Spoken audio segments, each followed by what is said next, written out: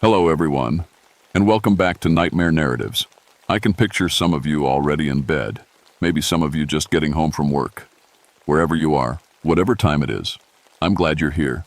If this helps you relax or sleep, please like and subscribe. It means a lot. Now let's get you comfortable, and I'll tell you tonight's story. My name is Rebecca Hartwell, but everyone calls me Becca. I've been a park ranger in Pisgah National Forest for 11 years now, and before that, I grew up right here in these mountains. My daddy taught me to hunt when I was 8 years old, and I know every trail, every ridge, and every hunting spot in this whole area. People around here respect me because I'm fair but tough. When hunters break the rules, I catch them. When someone gets lost in the woods, I find them. And when folks talk about strange things happening in the forest, I usually have a simple answer that makes sense. I've hunted every ridge in these mountains, I always tell them. Ain't nothing out there I can't track or kill. But that was before what happened at Widow's Peak. November of 1987 was colder than usual. The weatherman kept talking about an early blizzard coming, and deer season was in full swing. Widow's Peak sits 30 miles from the nearest town, way up high where only the most serious hunters go. You need a good four-wheel drive truck just to get close, and even then you're walking the last few miles. The peak got its name from an old story about a woman during the Civil War. Her husband died fighting, and she went crazy with grief. People said she hunted Union soldiers in these woods, picking them off one by one like they were deer. The story goes she was never caught, never killed, just disappeared one day like smoke. Most folks think it's just a tall tale. I used to think so too. The trouble started on a Tuesday morning when my radio crackled to life. It was Jim Peterson, one of the best hunting guides in the county. "Becca, you there?" "I'm here, Jim. What's going on?" His voice sounded shaky, which wasn't like him at all. Jim had guided hunters for 20 years, and nothing spooked him. "I need you to come up to Widow's Peak. Something ain't right up here." "What kind of something, There was a long pause. The kind that makes grown men run out of the woods. I grabbed my gear and headed up the mountain. The drive took an hour on winding dirt roads that got narrower and steeper as I climbed. Halfway up, snow started falling. Not normal snow, it came down in perfect straight lines like someone was drawing with a white pencil. When I reached the parking area, I found 3 trucks but no people. Jim's blue Chevy was there, along with 2 others I didn't recognize. Fresh tire tracks showed they'd all arrived that morning. I called out, but my voice seemed to get swallowed by the trees. The forest was too quiet. No birds singing, no squirrels chattering, no wind in the branches. Just silence so thick it felt heavy on my shoulders. I found Jim about a quarter mile up the trail. He was sitting on a fallen log, staring at the ground. His rifle lay beside him, and his hands were shaking. "Jim, you okay?" He looked up at me with eyes that had seen something terrible. "Becca, I've been hunting these woods for 20 years. I know what belongs here and what don't." "What happened?" "I found something up by the old hunting blind. Something that ain't natural." He led me another half mile up a steep trail covered in fresh snow. The blind was an old wooden platform built in a tree, the kind hunters use to stay hidden while waiting for deer. But when we got there, I saw what had spooked Jim. The blind was facing the wrong way. Instead of looking out over the clearing where deer might come to feed, it was turned around, facing back toward the trail, and there was an old rifle mounted there, pointing down at us like whoever built this was hunting people, not animals. "That ain't the strangest part," Jim said. He pointed to some trees near the blind. "Look at those arrows." Stuck in the bark of 3 different trees were arrows. Not modern hunting arrows, but arrows with metal tips, but old wooden ones with stone points. They were all at the same height, right where a man's chest would be if he was walking the trail. "Someone's trying to scare hunters."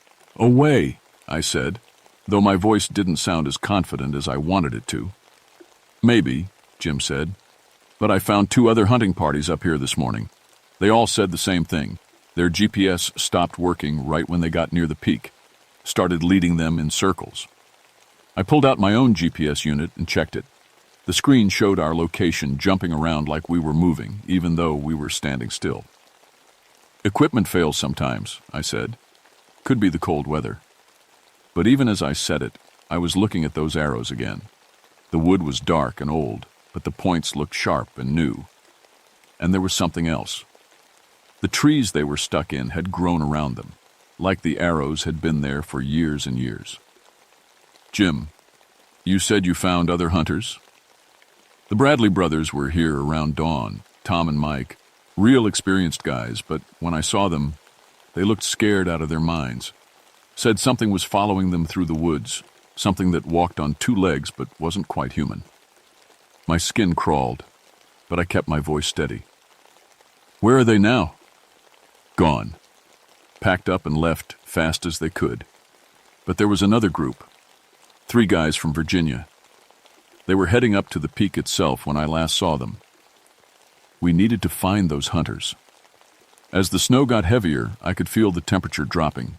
If someone was lost up here, or if there really was a person trying to hurt hunters, we had to act fast. Show me where you saw them last, I said. Jim shook his head. I ain't going back up there, Becca. Something's wrong with this mountain today. Real wrong. I looked up the trail toward Widow's Peak. Through the falling snow, I could barely see the outline of the summit. Somewhere up there, 3 hunters might be in trouble.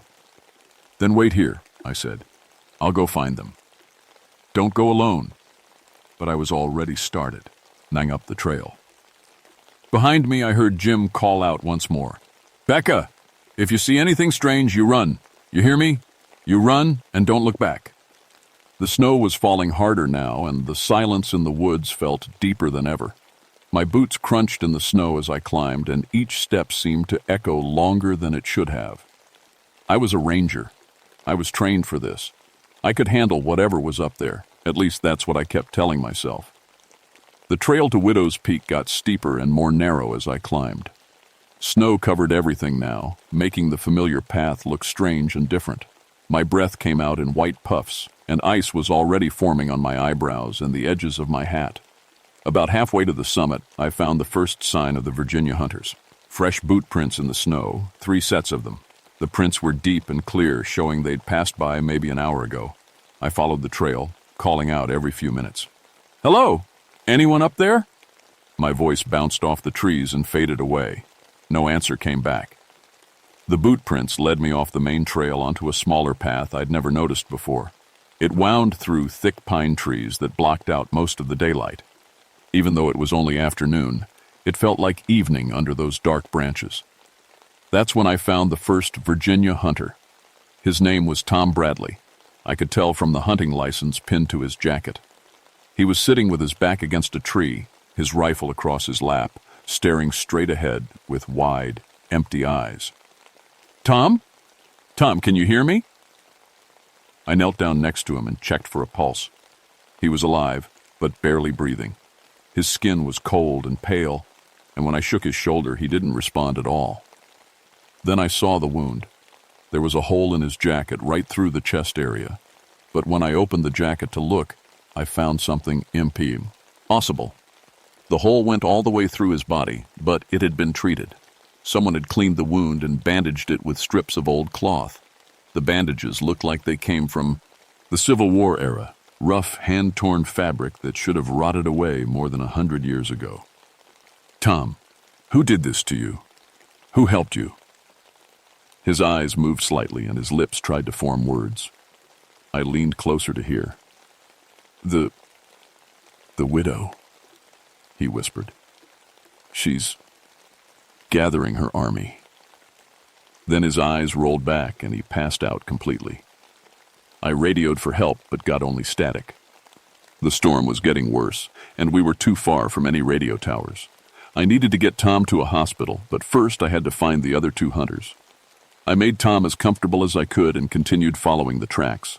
They led deeper into the woods to a part of the mountain I'd never explored before. The trees here were older and bigger, and some of them had strange marks carved into their bark. The marks looked like letters and numbers, but they were faded and hard to read. I stopped at one tree and brushed away the snow. The carving said, CSA, 1863, Remember the Fallen. Confederate States of America. Civil War soldiers had been here. A stick cracked behind me, and I spun around with my hand on my gun. Nothing there but falling snow and dark trees. But I had the strangest feeling that someone was watching me. "Hello?" I called out. "Is someone there?" The only answer was the soft whisper of snow hitting the ground. I found the second hunter 20 yards further up the trail. Carl Peterson was lying on his back in a clearing covered by a thin layer of snow. Like Tom, he had a wound in his chest, and like Tom, someone had treated it with old-fashioned bandages. But Carl was unconscious, and his breathing was so shallow I could barely see his chest moving. Next to him was something that made my blood run cold. Someone had built a shelter out of pine branches and canvas. Inside the shelter were medical supplies, but not modern ones. There were glass bottles with handwritten labels, metal tools that looked like they belonged in a museum, and rolls of cloth bandages just like the ones wrapped around Carl's chest. It looked like a field hospital from the Civil War. I was examining the supplies when I heard voices. They were coming from deeper in the woods, too far away for me to understand the words. But something about them sounded wrong. The voices were speaking English, but the accent was different, old-fashioned, like actors in a historical movie. I drew my gun and moved toward the voices. The trail led to the edge of a steep cliff. Below me was a valley I'd never seen before, even though I thought I knew every inch of this mountain. Through the falling snow, I could make out shapes moving around down there. People in gray uniforms. I pulled out my binoculars and focused on the valley. What I saw made me question my own sanity. There were about 20 men down there, all dressed like Confederate soldiers.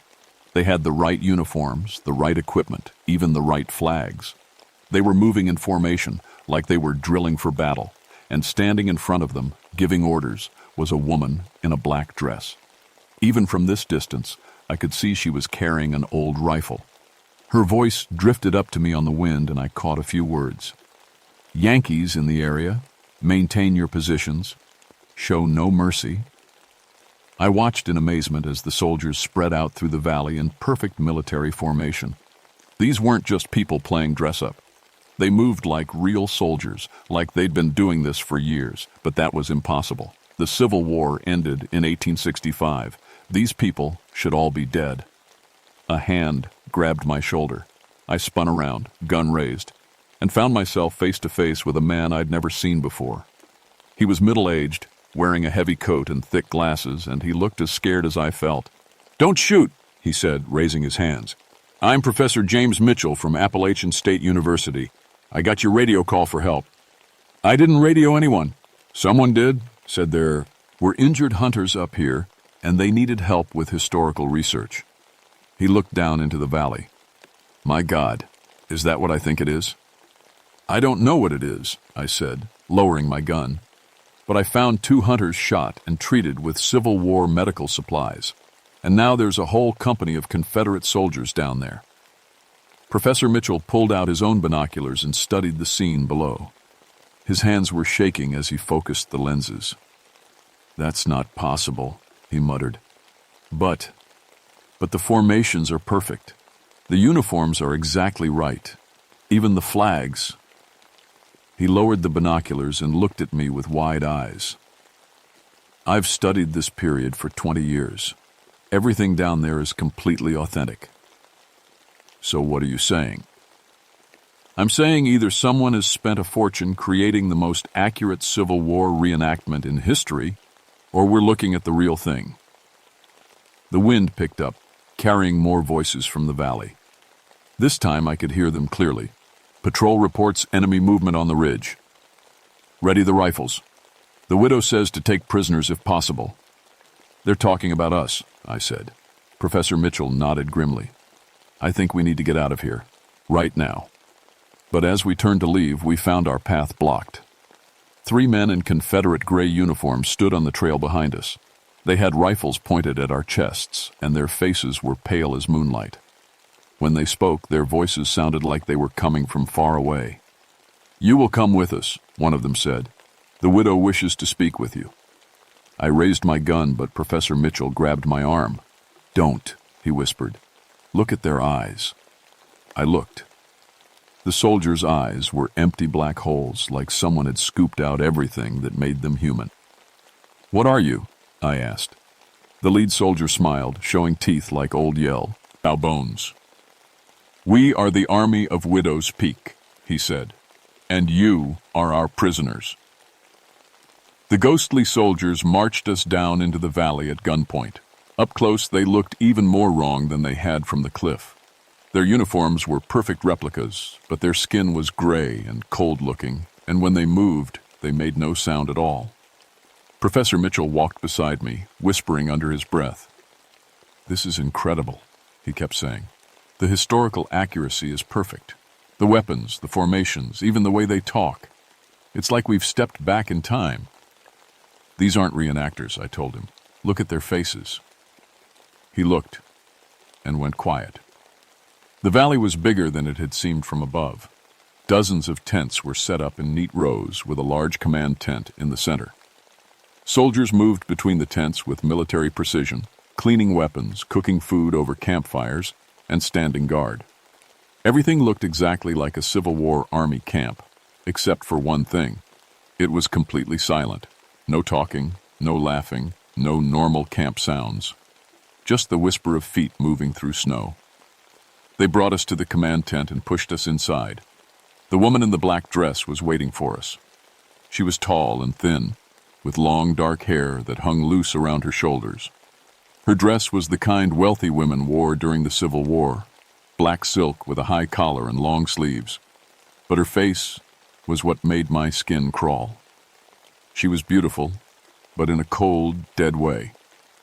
Like a statue carved from white marble. Her eyes were the same empty black holes I'd seen in the soldiers. "Welcome to my mountain," she said. Her voice was soft and pleasant, but underneath it was something sharp and dangerous. "I am Sarah Blackwood, and you are trespassing on military territory." "Military territory?" I said. "Lady, the Civil War ended over 100 years ago." She sighed, mild, and her teeth were perfect white pearls. "The war never ended for me, Ranger Hartwell. It simply continued." Professor Mitchell stepped forward. "Mrs. Blackwood, you're the widow." "Of Widow's Peak? But that's impossible. You'd be over 150 years old." "Death has a way of preserving one's appearance," she said. "Tell me, Professor, what do you know about my war?" "I know your husband died at Gettysburg. I know you came to these mountains seeking revenge against Union soldiers. I know you disappeared in 1863 and were never found." "I didn't disappear," Sarah said. "I evolved. I discovered that death is not the end of service. It's simply a new beginning." She walked to a table covered with maps and papers. Everything looked old and yellowed, but the ink was fresh. "My husband died for a cause he believed in. When I learned of his death, I swore an oath to continue his fight by any means necessary. I came to these mountains and began my own war against the Yankees." "That was over a century ago," I said. "Time means nothing to the dead, Ranger. My war continued long after Appomattox. Every Union soldier who entered my territory became part of my army. Every hunter, every hiker, every fool who thought they could claim my mountain." Professor Mitchell was staring at the maps. "These are battle plans, modern battle plans." Sarah nodded. "I've had many years to perfect my strategy. Each person who dies on this mountain joins my army. Each soul I claim makes me stronger." "The hunters," I said. "Tom Bradley and Carl Peterson. What did you do to them?" "I recruited them. Mr. Bradley has already taken the oath and joined my regiment. Mr. Peterson will follow soon, once his wounds heal." "They're not dead. I saw them breathing." Sarah's smile got wider. "Death comes in many forms, Ranger. The body can live while the spirit serves a higher purpose. My soldiers are proof of that." I looked around the tent and noticed something that chilled me to the bone. There were dozens of modern items mixed in with the Civil War stuff. Hunting licenses, driver's licenses, watches, and wallets, all from different time periods, spanning decades. "How many people have you killed?" "I prefer the term recruited. And the answer is Everyone who has threatened my territory. Hunters, hikers, park rangers, law enforcement officers. All now serve in my eternal army. Professor Mitchell picked up one of the licenses. This is from 1972, and this one's from 1981. You've been doing this for decades. I've been doing this since 1863, Sarah corrected. The mountain provides, and I take what the mountain gives me. You're insane, I said. Her eyes flashed with anger. I'm a patriot. I'm fighting for my homeland, my family, my beliefs. What are you fighting for, Ranger? Before I could answer, one of the ghostly soldiers entered the tent. Report, Sarah commanded. We found the third Yankee hunter hiding near the ridge. He put up a fight. Is he alive? Barely, but he'll make a good addition to the company. Sarah turned back to us. You see, the mountain continues to provide recruits. Soon, my army will be large enough to march down from these peaks and reclaim the South. That's crazy, I said. The war is over. The South lost. The war is never over, she screamed, and for a moment her beautiful face twisted into something horrible and inhuman. Not while I draw a breath. Not while a single Yankee walks free on Southern soil. She took a deep breath and composed herself. But I'm getting ahead of myself. First, I must deal with you two. Professor Mitchell, you will join my staff as a military advisor. Your knowledge of history will be valuable. I won't help you, he said. Oh, but you will. She walked over to him and placed her hand on his forehead. You see, the dead are very persuasive. Professor Mitchell's eyes went wide and then slowly turned black, just like the soldiers. When he spoke again, his voice was different, older, with a Southern accent. Yes, ma'am. I'd be honored to serve in your army. No! I grabbed his arm, but he pushed me away with surprising strength. And you, Ranger Hartwell, Sarah said, turning to me. You present a special case. What do you mean? I've done my research on you. Your great-great-grandfather was Thomas Hartwell of the 14th Pennsylvania Infantry. He fought at Gettysburg. My blood ran cold. I'd heard family stories about an ancestor who died in the Civil War, but I'd never paid much attention to them. He was there when my husband died, Sarah continued. Part of the regiment that overran our position. Your family owes me a debt. I don't owe you anything. Oh, but you do. The sins of the fathers, Ranger. Your ancestor helped kill my beloved. Now you will help me bring him back. That's impossible. You can't bring back the dead. Sarah laughed. I've been dead for over 100 years, and yet here I stand. Nothing is impossible for those with sufficient hatred. She walked to the tent entrance. Guards, take Ranger Hartwell to the medical tent. Prepare her for recruitment. Two ghostly soldiers grabbed my arms. Their grip was ice cold and strong as steel. Wait, I said. What about the hunters? Tom and Carl and the third one? They're being prepared for service. By tomorrow night, they'll be full members of my regiment. And soon after that, so will you. As the soldiers dragged me out of the tent, I caught one last glimpse of Professor Mitchell. He was bent over the battle plans, pointing out positions and movements with the enthusiasm of a true believer. Sarah had recruited him in seconds. How long did I have before she did the same thing to me? The medical tent was the same field hospital setup I'd found next to Carl Peterson. Inside, Tom Bradley lay on a cot, staring at the ceiling with those empty black eyes. He was alive, but everything that made him human was gone.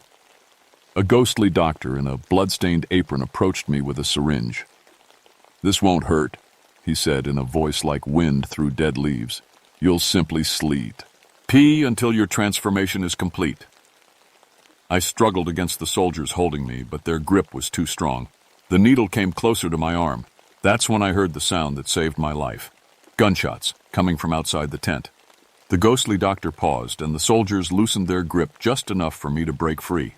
I grabbed a scalpel from the medical supplies and slashed at the nearest soldier. The blade passed right through him, like he was made of fog. More gunshots outside. Someone was fighting Sarah's army. I ran for the tent entrance just as everything went to hell. The ghostly army was in chaos. Rifle shots echoed through the valley as dozens of Confederate soldiers fired at targets I couldn't see. but their bullets were passing right through living trees and rocks, causing no damage at all. Then I saw who they were shooting at, the 3rd Virginia hunter, the one they'd said they captured. His name was Mike Bradley, Tom's brother. He was alive, very much alive, and he was fighting back with everything he had. He'd found higher ground on the valley rim and was picking off the ghost soldiers with his hunting rifle. But here's the strange part. His bullets were actually hitting them. Every time Mike fired, one of the ghostly soldiers would stumble and fade away like smoke. His rifle shouldn't have been able to hurt them at all, but somehow it was working. "The iron!" Professor Mitchell shouted from across the camp. His voice sounded more like his own now, as if Sarah's control was weakening.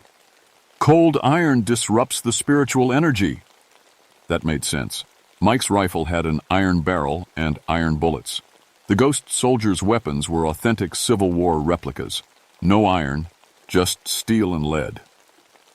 I needed to get to Mike, but the camp was crawling with ghostly soldiers.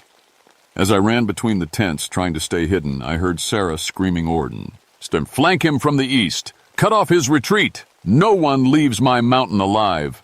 A ghostly soldier appeared in front of me, raising his musket. I dove to the side just as he fired. The musket ball passed right through the spot where I'd been standing and buried itself in a tree. I kept running, dodging between tents and supply wagons. Behind me, I could hear Sarah's voice getting closer. "Find the ranger. She's the key to everything." I reached the edge of the camp and started climbing toward Mike's position.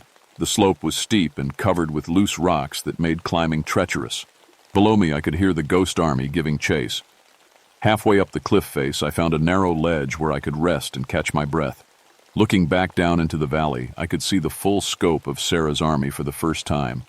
There weren't just 20 or 30 soldiers. There were hundreds of them, maybe thousands. They filled the entire valley floor like a gray tide of death.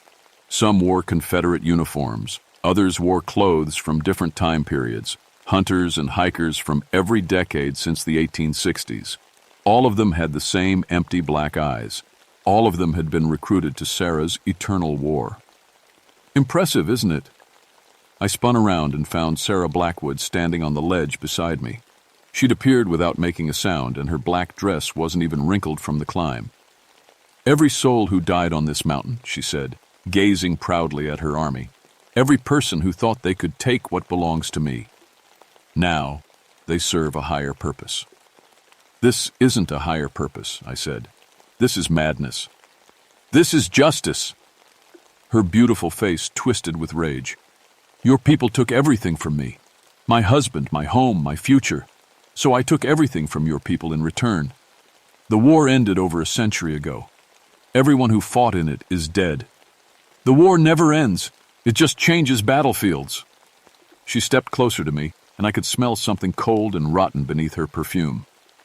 "Do you know what your ancestor did at Gettysburg? He bayoneted my husband while he was trying to surrender, ran him through like an animal, and left him to die in agony." "I don't believe you." "Belief is irrelevant. I was there. I saw it happen." Her eyes filled with tears that looked like drops of black ink. "Thomas was carrying a letter from me, a letter telling him I was carrying his child." The words hit me like a physical blow. "You were pregnant?" 6 months. We were going to name the baby James, after Thomas's father." The tears were streaming down her face now, leaving dark stains on her white cheeks. "Your ancestor killed not just my husband, but my unborn son." "I'm sorry," I said, and meant it. "But that doesn't justify what you've done here." "Doesn't it?" She wiped away the black tears. "I've spent 124 years building an army to avenge them. Every person who dies on this mountain brings me closer to justice. This isn't justice. It's revenge." "What's the difference?" Before I could answer, another rifle shot echoed from above us. Mike Bradley was still fighting, but I could hear the desperation in his shots now. He was running out of ammunition. "Your friend won't last much longer," Sarah said. "And when he falls, I'll have my complete victory. 3 hunters recruited in a single day. A park ranger and a professor to add to my command staff. It's been a very productive hunt." Why are you telling me all this? Because I want you to understand. When you join my army, I want you to serve willingly. I want you to hate as purely as I do. She raised her hand, and I felt something cold and dark trying to push into my mind. The same thing she'd done to Professor Mitchell. But I was ready for it this time. I closed my eyes and thought about everything that mattered to me. My father, who'd taught me to respect the woods, the hunters and hikers I'd helped over the years, the beauty of these mountains, and they weren't filled with the ghosts of old hatred.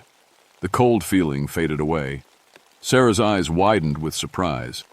How are you resisting? Because I don't carry your hate, I said. I never did. Then you'll die as you lived, she snarled. Uselessly!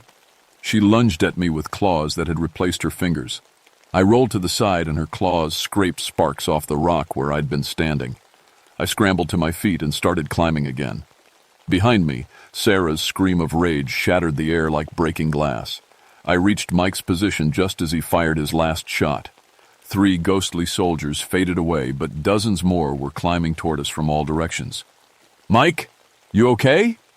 He looked at me with wild, frightened eyes. Lady, I don't know what's happening here, but my brother Tom is down there, and he's not acting right. Your brother's been recruited by a ghost from the Civil War. We need to get out of here now. I'm not leaving without Tom. Tom's gone, Mike.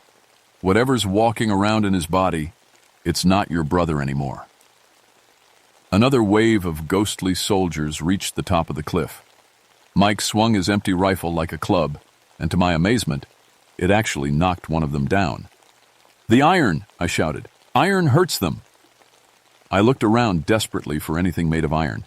My ranger badge was steel, useless. My gun was steel and aluminum, also useless. But my utility knife had an iron blade. I pulled it out just as a ghostly soldier grabbed for me. The iron blade sliced through his arm and he screamed and faded away. We need more iron, I told Mike. He pointed to a pile of old mining equipment half buried in the snow. Railroad spikes, he said. Pure iron. We fought our way to the equipment pile using Mike's rifle and my knife to clear a path. The railroad spikes were heavy and awkward, but they worked. Every time we hit a ghost soldier with one, he disappeared in a puff of gray smoke. But there were too many of them. For every soldier we destroyed, 2 more took his place.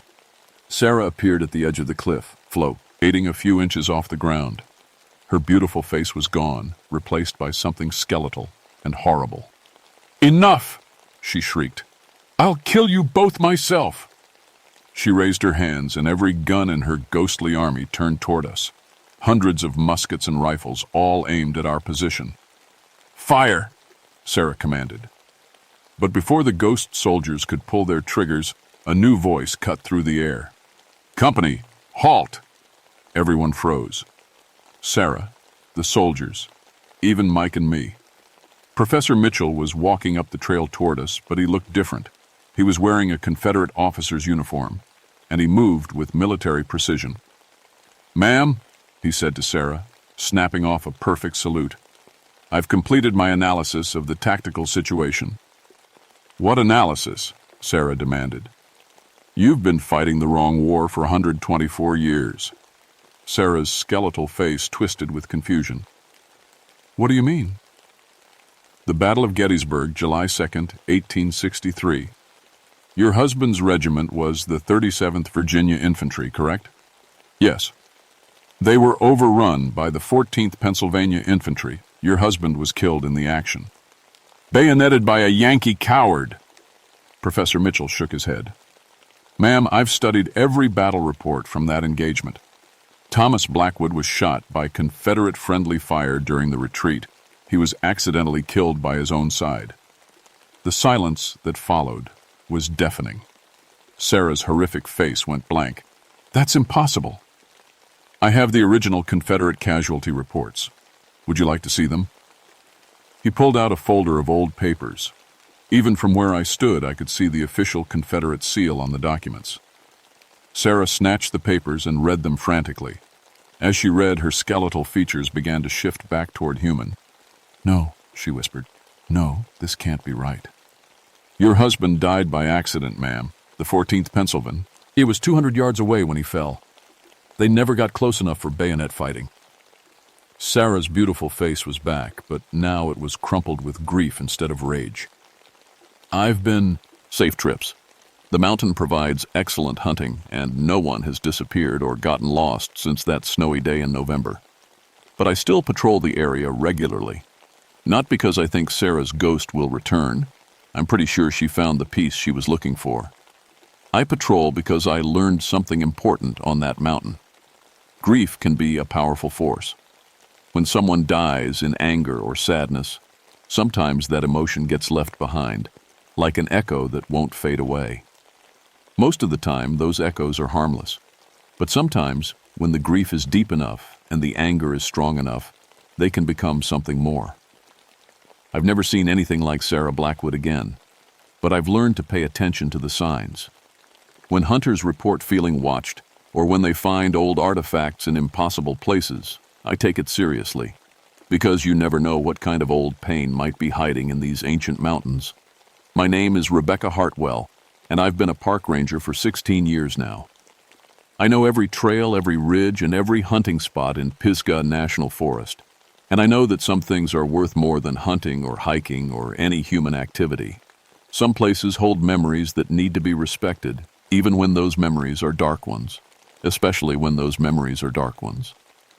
The mountain is quiet now, but I'll keep listening, because in these old woods, you never know when the past might come calling again. But next time, I'll be ready for it.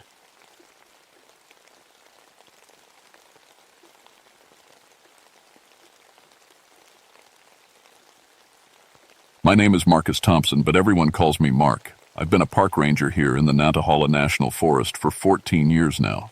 Before that, I spent 8 years as a cop in Charlotte. I came to the mountains to get away from the city and all its problems. Out here, the worst thing I usually deal with is a lost hiker or a bear getting into someone's trash. I'm good at my job. Search and rescue is my specialty. When people get lost in these mountains, I'm the one they call.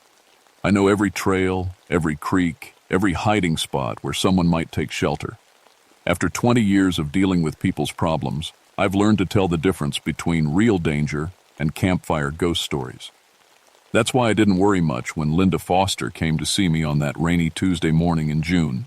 Linda runs the summer camp up at Pine Ridge, and she's been my neighbor for 3 years. Good woman. Her daughter Sarah was part of the group that was now 3 days overdue from their wilderness trek. "Mark, I'm getting scared," Linda said, standing in my office doorway with rain dripping from her jacket. "They should have been back Sunday night. It's Tuesday now." I looked up from my paperwork. 20 kids and 6 counselors don't just disappear, but I'd seen plenty of groups run late because of weather or twisted ankles. "Where were they headed?" I asked. "Spider Creek," she said, "the old Cherokee trail that follows the water down to the valley." I frowned. Spider Creek was deep wilderness. The valley down there was cut off from everything, surrounded by steep ridges and thick forest. If someone got hurt down there, it would be hard to get them out. "Why Spider Creek?" I asked. "That's rough country for kids." Linda shrugged. "Mike Rodriguez planned the route. He's been doing this for 5 years. Said the kids would love seeing the waterfalls." I knew Mike. Good. Counselor. Careful with the kids. If he was 3 days late, something was wrong. "I'll head down there this morning," I told Linda. "Probably just had to wait out the storms. These creeks have been running high with all the rain we've been getting." The drive to the Spider Creek trailhead took an hour on winding mountain roads. The whole way, thick gray clouds hung low over the ridges. Rain had been falling for a week straight, and the forest felt heavy and dark. I parked at the empty trailhead and checked my gear. Radio, GPS, first aid kit, rope, emergency food, standard search and rescue stuff. I'd done this 100 times before. The trail down into Spider Creek Valley was slippery with mud and fallen leaves. The creek itself was running fast and brown with runoff. I could hear it roaring through the trees, much louder than usual. About a mile down the trail, I found the first sign something was wrong.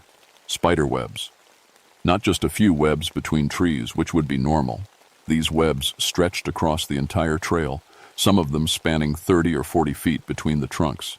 They were thick, almost rope-like, and covered with raindrops that made them shine like silver cables. I'd never seen anything like it. The webs were so dense I had to use my knife to cut through them just to keep walking, and they were strong, really strong. When I pushed on one with my hand, it barely moved. The deeper I went into the valley, the worse it got. Soon, the webs were everywhere, layer after layer of them stretching between the trees like some kind of giant net. Some were so thick I could probably walk on them. That's when I found the first piece of camping gear. A blue backpack hung about 20 feet up in the air, completely wrapped in webbing. Below it, a sleeping bag dangled like a cocoon. Both were too high to reach, suspended in the web network like decorations. My ready manners crackled with static when I tried to call back to headquarters. The signal was all wrong, like something was interfering with it. That's when I heard the sound. A soft, clicking noise, coming from all around me, like fingers tapping on wood, but faster, much faster. I looked up into the trees and saw them. Spiders, hundreds of them, maybe thousands. They covered every branch, every web strand, every surface I could see. Most were normal-sized, but some were huge. Wolf spiders with bodies as big as my fist and legs that stretched 6 inches in every direction. And they were all looking at me. I've seen a lot of weird things in the mountains over the years. Bears that acted strange, birds that flew in weird patterns, places where the forest just felt wrong. But this was different.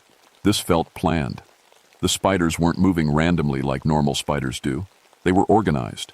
Some sat perfectly still on the outer edges of the big webs, like guards. Others moved in straight lines along the web strands, carrying things I couldn't make out from this distance. I cut my way deeper into the valley, following what was left of the trail. The clicking sounds got louder. My radio kept picking up weird interference, voices that sounded far away and distorted. 2 hours in, I found the first camp. 3 tents sat in a small clearing beside the creek, but they were wrong. The tents were wrapped in webbing so thick they looked like giant eggs. Gear was scattered everywhere, also wrapped in webs. A camp stove dangled 15 feet up in a tree, completely covered in silk. "Hello?" I called out. "Anyone here?" The clicking sound stopped. The forest went completely silent. Then I heard a voice. "Help me!" It came from one of the wrapped tents, weak and scared.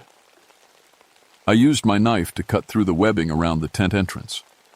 The silk was tough, like cutting through leather. Inside, I found Counselor Mike Rodriguez. He was alive, but barely. His skin was pale and wrinkled, like he'd been in water for days. His arms and legs were wrapped in thin strands of webbing that stuck to his skin. When I touched him, the webbing felt warm and slightly wet. "Mike, what happened here?" His eyes focused on me slowly. "They came at night," he whispered. "Started small. Just a few big ones. Then more. So many more." I cut the webbing off his arms and legs. Underneath, his skin was covered in small puncture wounds. Bite marks. "Where are the kids?" "They took them," Mike said. "Wrapped them up, carried them deeper into the valley." He grabbed my arm with a grip that was surprisingly strong. "Mark, these aren't normal spiders. They work together, like they're following orders." I helped Mike sit up. He was weak but could move. "We need to get you out of here." "You don't understand," he said. "I've been watching them for 2 days. They build. They plan. They're smart, Mark. Really smart." That's when I heard footsteps. Dr. Susan Chen emerged from the tree line, carrying a backpack and looking excited instead of scared. I knew Susan from the university. She studied spiders and other bugs. Good scientist, but sometimes got too interested in her work for her own good. "Mark, thank God you're here," she said. "This is incredible. I've never seen anything like it." "How did you get here?" I asked. "Linda called me yesterday when the group didn't come back. I drove up this morning." Susan looked around at all the webs with bright eyes. "Do you realize what we're looking at? Multiple spider species working together in ways that should be impossible. The web architecture alone is revolutionary." I stared at her. "Susan, people are missing. Kids are missing." I know," she said. but she was already pulling out a camera to take pictures of the webs. But we have to document this. The silk strength, the cooperative behavior, the communication methods. Mike grabbed my shirt. "Don't let her stay," he whispered. "They want her. They want all of us." So, that's when we heard the scream. It came from deeper in the valley, high-pitched and terrified. A kid's voice.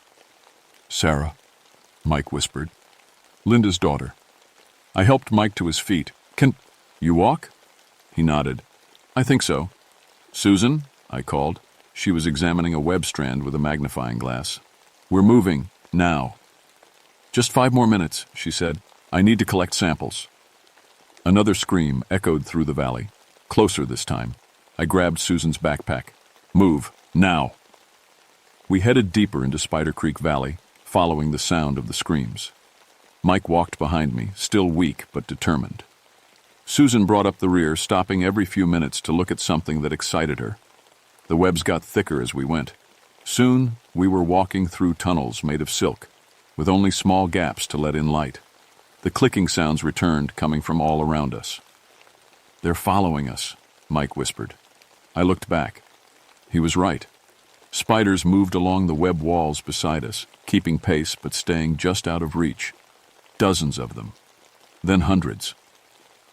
"This is amazing," Susan said. "They're exhibiting pack-hunting behavior. I've never seen spiders do anything like this." That's when we found Jenny Martinez. She was hanging in a cocoon about 10 feet off the ground, wrapped in silk, but still alive. Her eyes were open and aware, but her body looked wrong.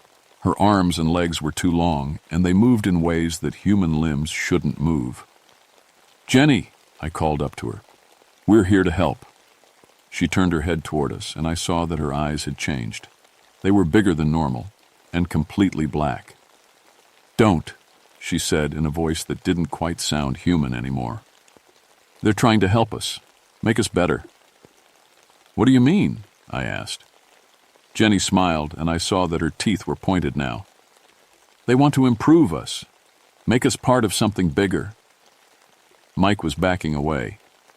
"That's not Jenny anymore." "Yes, it is," Jenny said. "I'm still me. Just better now. Faster. Stronger. I can see through their eyes, Mark. All of them. The whole forest."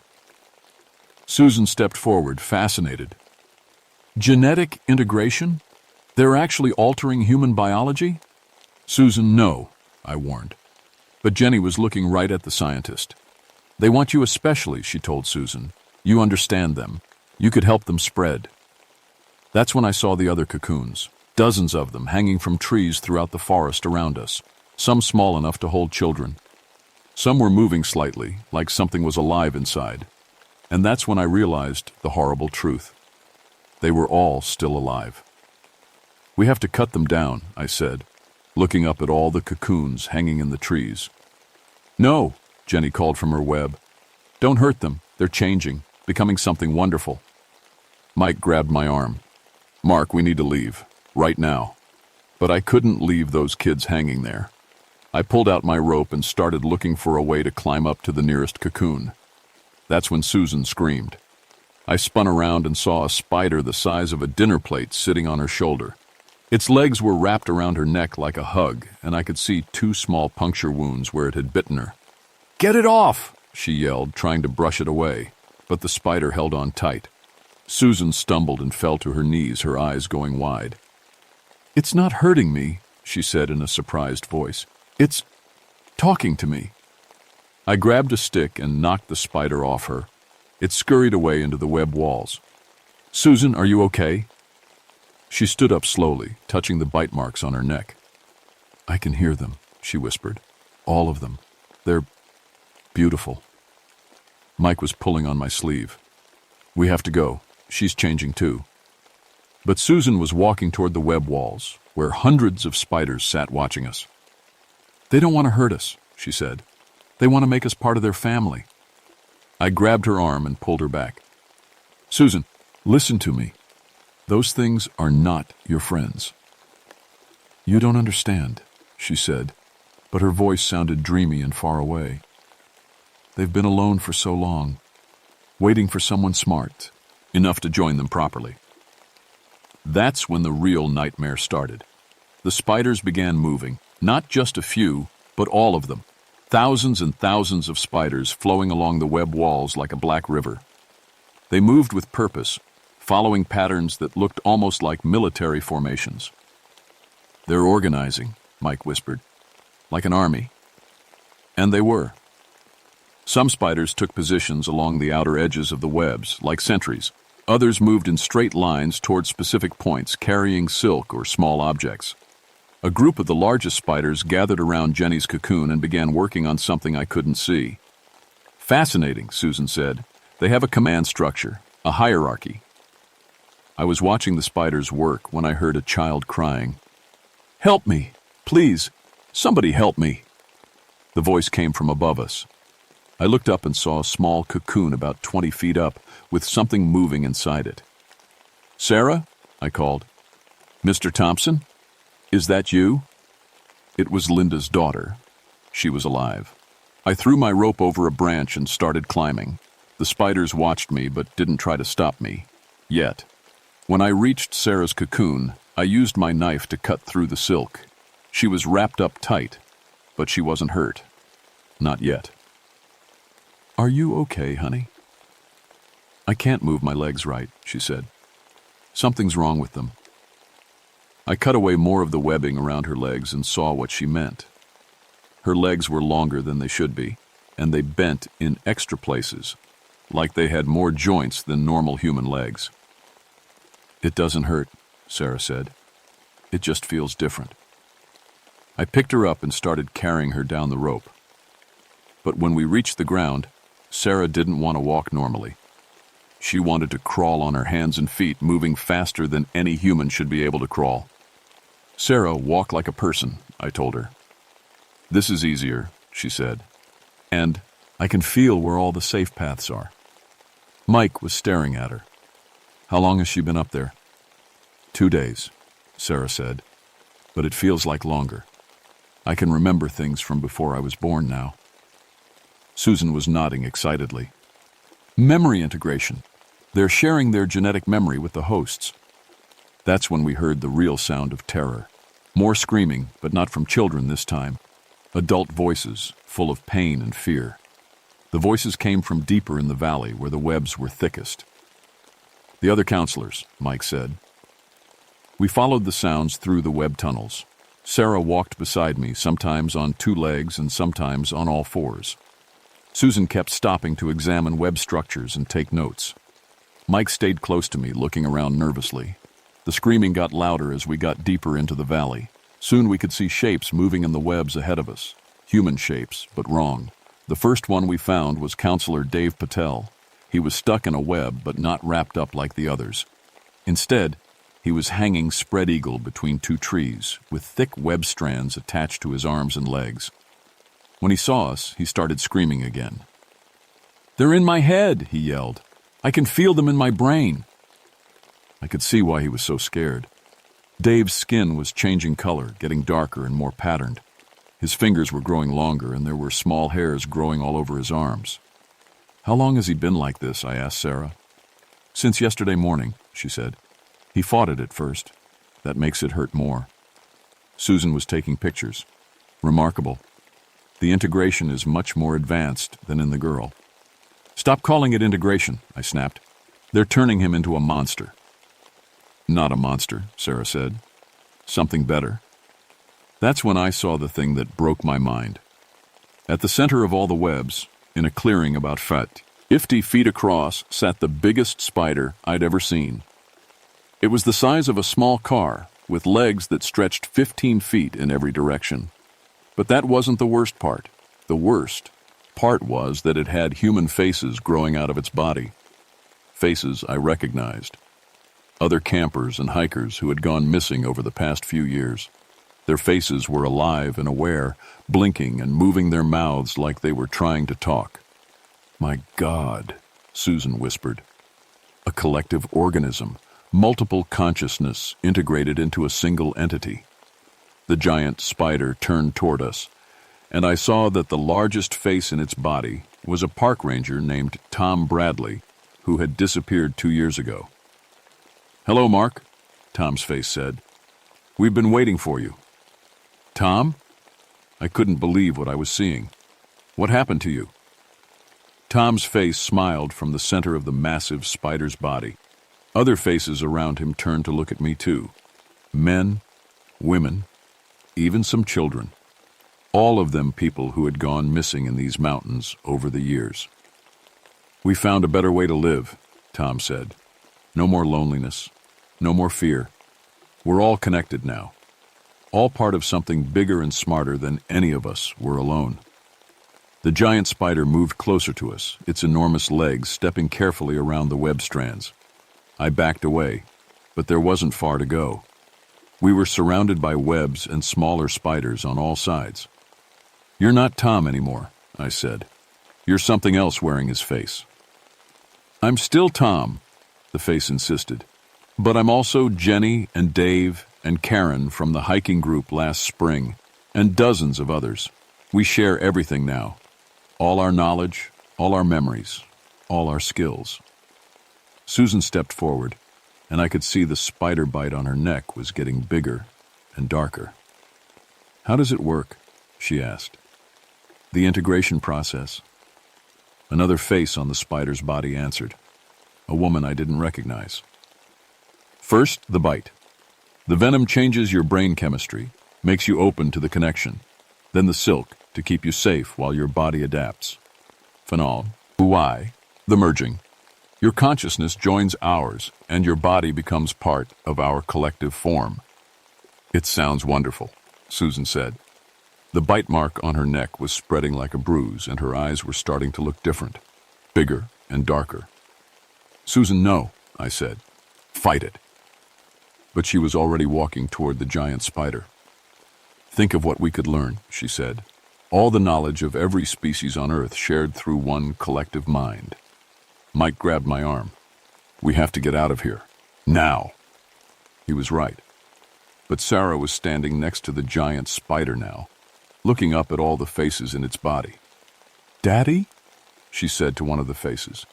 My blood went cold. Sarah's father had died in a hiking accident 3 years ago. His body was never found. "Hello, sweetheart," the face said. "Do you want to be with me again?" "Sarah, no!" I lunged forward and grabbed her, but she slipped out of my hands with inhuman speed and agility. "It's okay, Mr. Thompson," she said. "This way, I can be with Daddy forever." The giant spider was reaching toward Sarah with one of its massive legs when I did something desperate. I pulled out my emergency flare and lit it. The bright red flame filled the clearing with light, and something amazing happened. All the spiders around us started backing away. The smaller ones scattered into the web walls, and even the giant spider pulled back. "Fire," Mike whispered. "They're afraid of fire." "Not afraid," Tom's face said from the spider's body. "Cautious. Fire can damage the web network, break the connections between us." I pulled out my second flare and lit it too. Now I had one in each hand. "Sarah, come here," I called. The little girl looked confused, like she was fighting something in her head. I don't know what I want anymore." "Choose for yourself," I told her. "Not what they want, what you want." The giant spider was making angry clicking sounds, but it couldn't come closer without risking the flames. Susan was standing between me and the spider, looking torn. "The knowledge, Mark," she said. "Think of all the scientific advances we could make." "At the cost of your humanity?" I asked. "Evolution always has a cost." That's when I heard engines overhead, helicopter rotors. Someone had finally come looking for us. The rescue team had found the valley, but the Spider Collective heard it too. Tom's face looked up at the sky. "More humans," he said. "Good. We need more diversity in our collective." The giant spider began moving toward the edge of the clearing, heading for wherever the helicopter would try to land. Hundreds of smaller spiders flowed along the web walls beside it, following their queen. I realized this wasn't just about the missing campers anymore. The Spider Collective was planning to expand, to catch the rescue team and add them to its numbers too. "We have to stop them," I told Mike. "How?" he asked.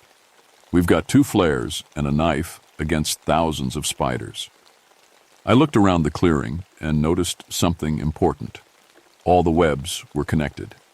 Every single strand linked up to every other strand, creating one massive network that covered the entire valley. The webs, I said. It's all one big system. If we could damage the main connections. Mike caught on immediately. Cut the network, you cut their ability to coordinate. I started pulling emergency supplies out of my pack. More flares, a small camping stove, a bottle of camp fuel. "What are you doing?" Susan asked. She was still standing near the giant spider, but the bite mark on her neck had stopped spreading.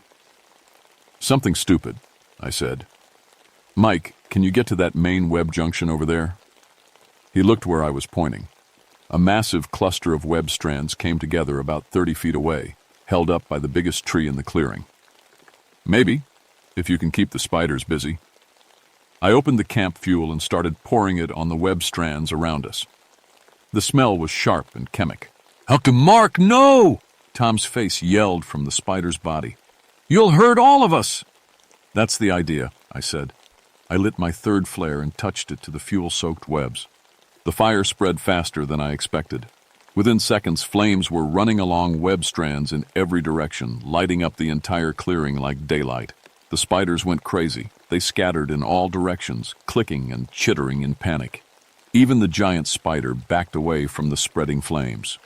"Now!" I yelled to Mike. He ran toward the big web junction and started cutting strands with his knife. Each cut seemed to cause problems throughout the network. Spiders fell from broken webs, and the coordinated movements turned into chaos. But the fire was spreading too fast. Soon the whole valley would be burning. "Sarah," I called, "come on!" The little girl ran to me, moving like a normal human child for the first time since I'd found her. Whatever the spiders had done to her was breaking down as the web network failed. "Susan," I called. She looked back at me and I could see her fighting an internal battle. The spider bite was telling her to stay, but her human mind was telling her to run. I can't," she said. "I can hear them calling to me." "Fight it," I yelled. "You're stronger than they are." The giant spider was trying to retreat to a part of the valley where the fire hadn't reached yet, but Mike had cut too many connection points.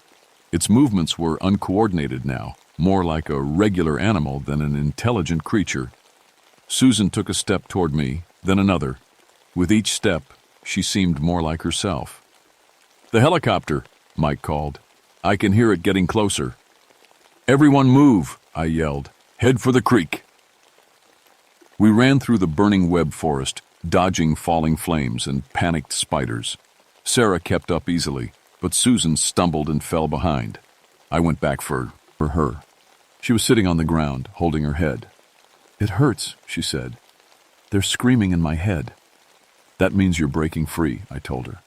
"Come on, we're almost out." Helped her to her feet, and we ran after Mike and Sarah. Behind us, I could hear the giant spider making sounds I'd never heard before. Not clicking anymore, but something like crying. The faces in its body were all talking at once, calling out names and begging for help. We reached the creek just as the helicopter appeared overhead. It was a Park Service rescue chopper, and they were already lowering ropes into the valley. The official report said we found the missing campers trapped in a flash flood cave system and had to burn some debris to signal for rescue. 8 kids and 2 counselors were saved. The others were listed as victims of the flood. Their bodies never recovered. Sarah spent 2 weeks in the hospital. The doctors couldn't explain why her bone structure had changed so much, but she was alive and gradually getting back to normal. Linda was grateful just to have her daughter back. Susan recovered fully from the spider bite, but she never talked about what happened in the valley. She took early retirement from the university and moved to Florida, as far from the mountains as she could get. Mike went back to counseling kids at summer camp, but he never took groups into the deep wilderness anymore. Just day hikes and nature walks close to the main roads. I kept working as a park ranger, but I started paying attention to things I'd ignored before. Missing hikers who were never found, areas where wildlife behaved strangely, reports of unusual spider activity. The Spider Creek Valley was officially closed to the public. The story was environmental damage from the fire, but the real reason was what we found when we went back a month later. The webs were already growing back, not as big or organized as before, but they were there. And some of the burned trees had strange markings on them, patterns that looked almost like writing.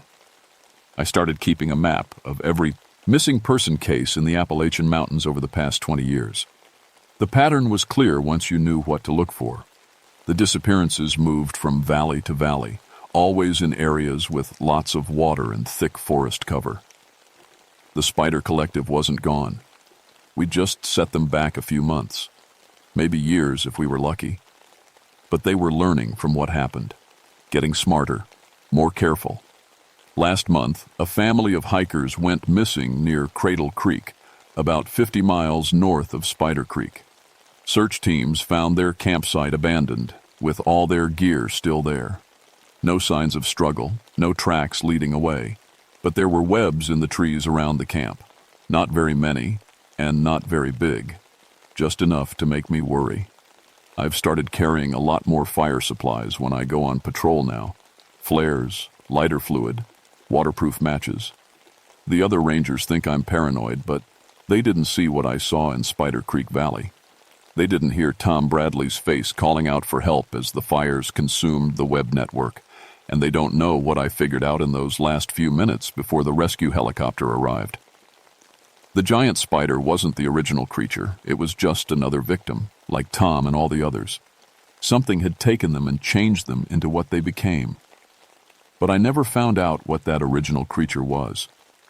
It's still out there somewhere, in the deep valleys where humans rarely go.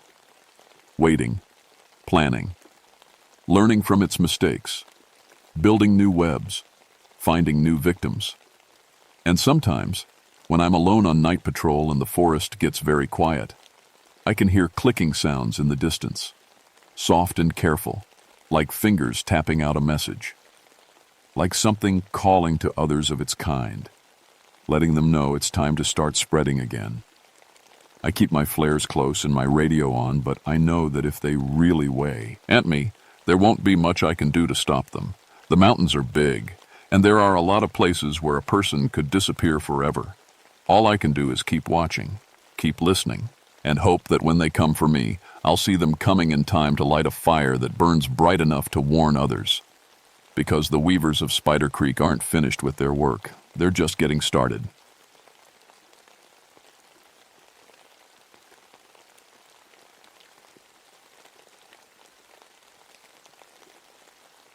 My name is Joseph Kowalsski, but everyone calls me Joey. I've been a forest ranger for 12 years now, and I thought I'd seen everything these West Virginia mountains could throw at me. Bears, lost hikers, illegal campers, you name it. But I never thought I'd be standing here in the freezing cold, listening to dead men sing. It started 3 days ago. The geology team from the university called our office, all worked up about something they found at the old Blackstone mine. Ranger Kowalski, the lead scientist, said over the crackling radio, "You need to get up here. We're hearing voices underground." I almost laughed. "Doc, that mine's been sealed since 1952. Only thing down there is bad air and cave-ins." "That's what we thought too," he said. "But we've got equipment that doesn't lie." The drive up to Blackstone took 2 hours on roads that barely deserved the name. Snow had been falling for days, and my truck's heater was working overtime. The mine sat in a valley surrounded by bare trees that looked like skeleton fingers against the gray sky. 3 concrete-sealed entrances marked where men used to disappear into the earth every morning, hoping to come home alive. I knew this place too well. My dad worked here until the explosion that killed 47 miners and shut everything down. He was one of the lucky ones. Got laid off the week before it happened. God was watching over us, he always said. But I think it just made him feel guilty that his friends died while he lived. The geology team had set up their equipment near the main entrance. Dr. Kim, a thin Korean-American guy with thick glasses, met me at my truck. "Ranger, thank God you're here," he said, breath making little clouds in the cold air. "Listen to this." He led me to a machine covered in dials and screens. It looked like something from a science fiction movie. "We're using ground-penetrating "A DAR to check for gas leaks," he explained. "Standard procedure before any mining company can think about reopening. But look at these readings." The screen showed waves and lines that meant nothing to me. But Dr. Kim pointed to a section that pulsed in a steady rhythm. "That's acoustic activity," he said. "Multiple human voices harmonizing in perfect pitch, coming from about 200 feet down." "Doc, that's impossible. Those tunnels have been sealed for 26 years. "I know. That's why we called you." He handed me a pair of headphones. "Just listen." The sound hit me like a punch to the chest. Men's voices, singing an old hymn my dad used to hum while he got ready for work. "Amazing Grace," clear as church bells on Sunday morning. Maybe 20 or 30 voices, all blending together like they'd been practicing for years. I pulled off the headphones. "That has to be some kind of echo, wind through the shafts or something." "That's what we thought," said Patricia Walsh, the team leader. She was a tough-looking woman with graying hair pulled back tight. But wind doesn't sing in 4-part harmony, and wind doesn't know the words to hymns. I walked over to the main entrance. The concrete seal looked exactly like it had for decades, solid, uncracked, with the date 1952 still visible in the old cement. But something felt wrong. The air around it was warm, like heat was coming from inside. And I could swear I smelled something that didn't belong. The scent of fresh coffee and tobacco, like men taking their morning break. "When did you first notice this?" I asked. "Yesterday morning," Dr. Kim said. "Started around 6 a.m. and went until about 2 in the afternoon. 8 hours, just like a work shift." My skin crawled. "What time did the shift start back in 52? Patricia checked her notes. "According to the mining company records, day shift was 6 to 2. W's. He stood there in the cold, looking at each other. None of us wanted to say what we were all thinking. "There's got to be a logical explanation," I said, mostly trying to convince myself. "Maybe some homeless guys found a way in through an old ventilation shaft."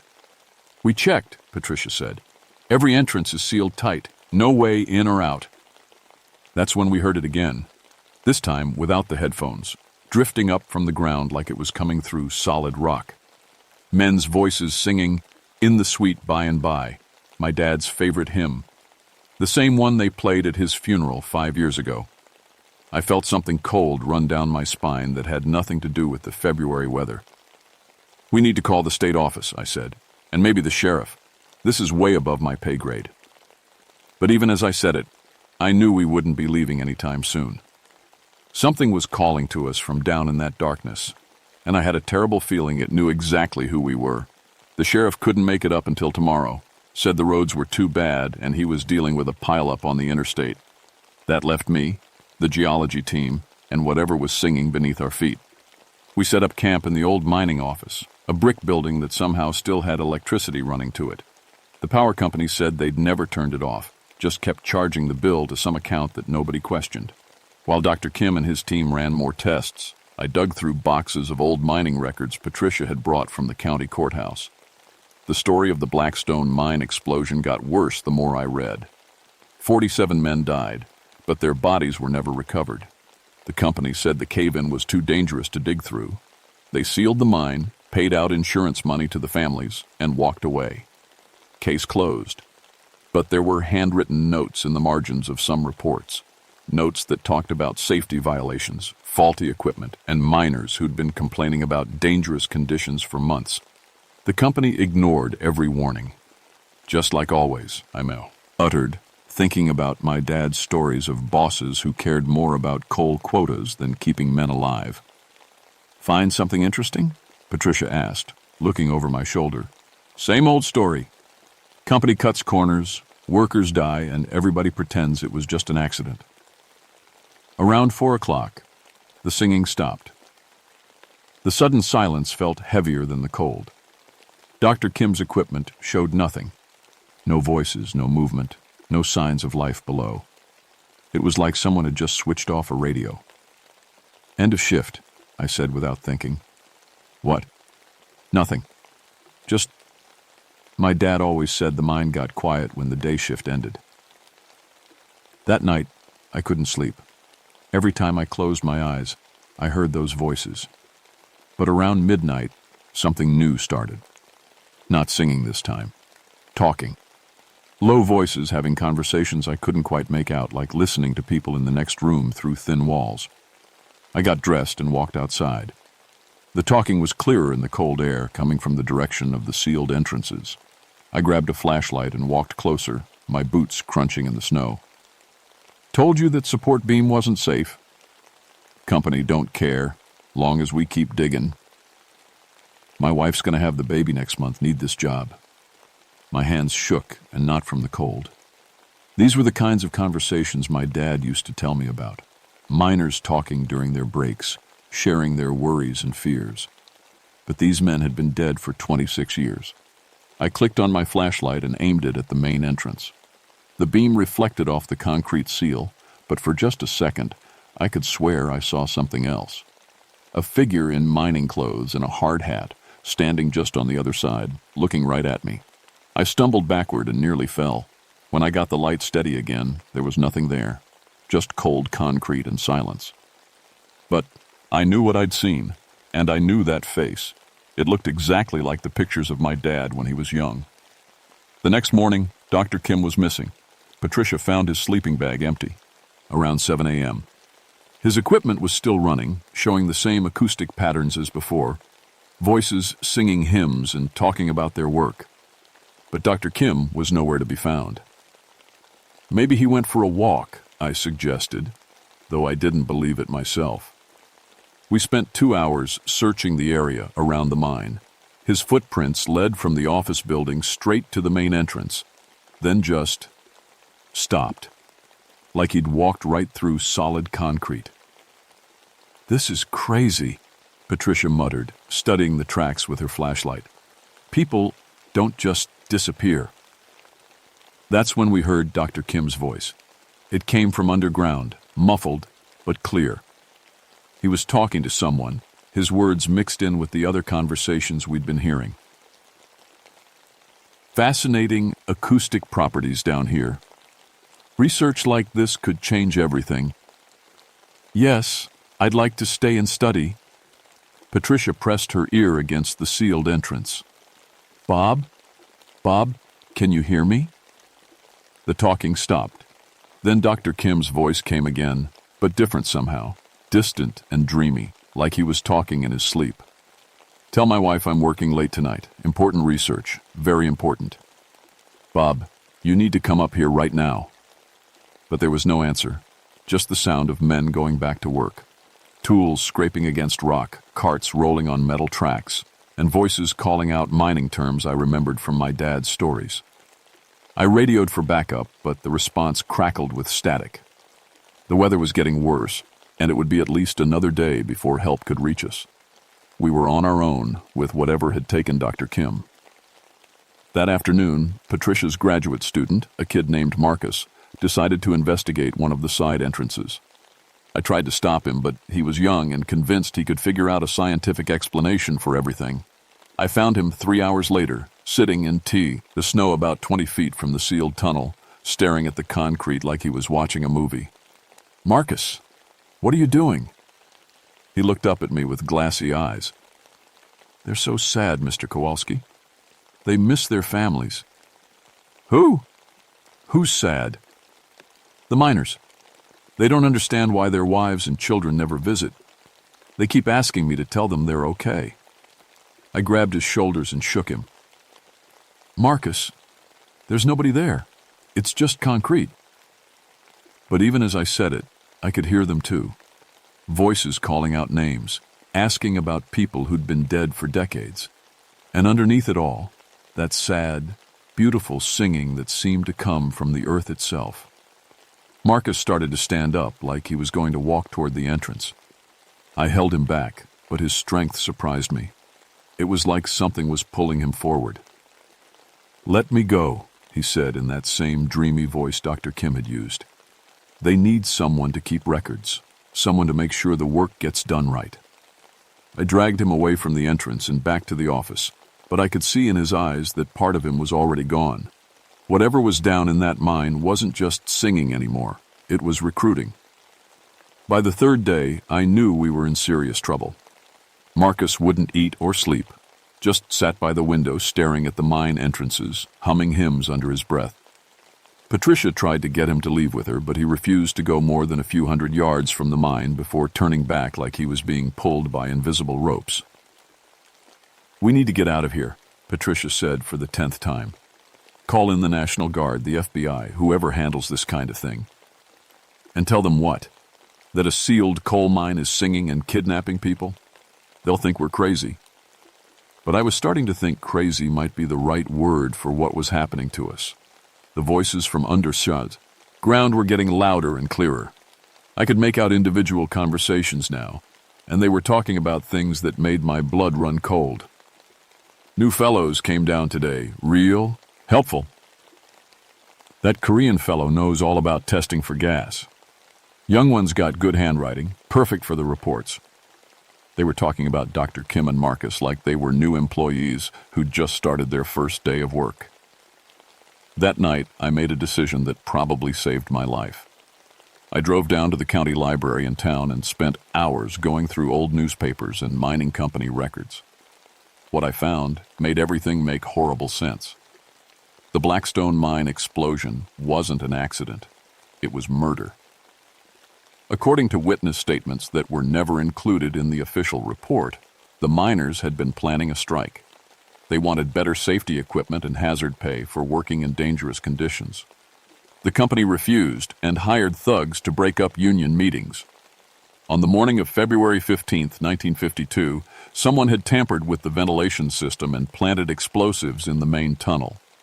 The plan was to scare the miners back to work. Instead, it killed 47 men and trapped them forever in collapsed tunnels.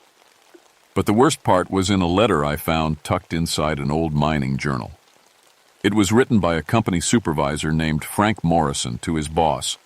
"The union troublemakers have been dealt with permanently. Recommends sealing all entrances immediately and declaring the site too dangerous for body recovery. This will end the strike and serve as an example to other facilities." 47 men murdered for wanting to work safely and provide for their families. And now they were still down there, still trying to do their jobs, not understanding that they were dead. I drove back to the mine in a snowstorm, my headlights barely cutting through the blowing snow.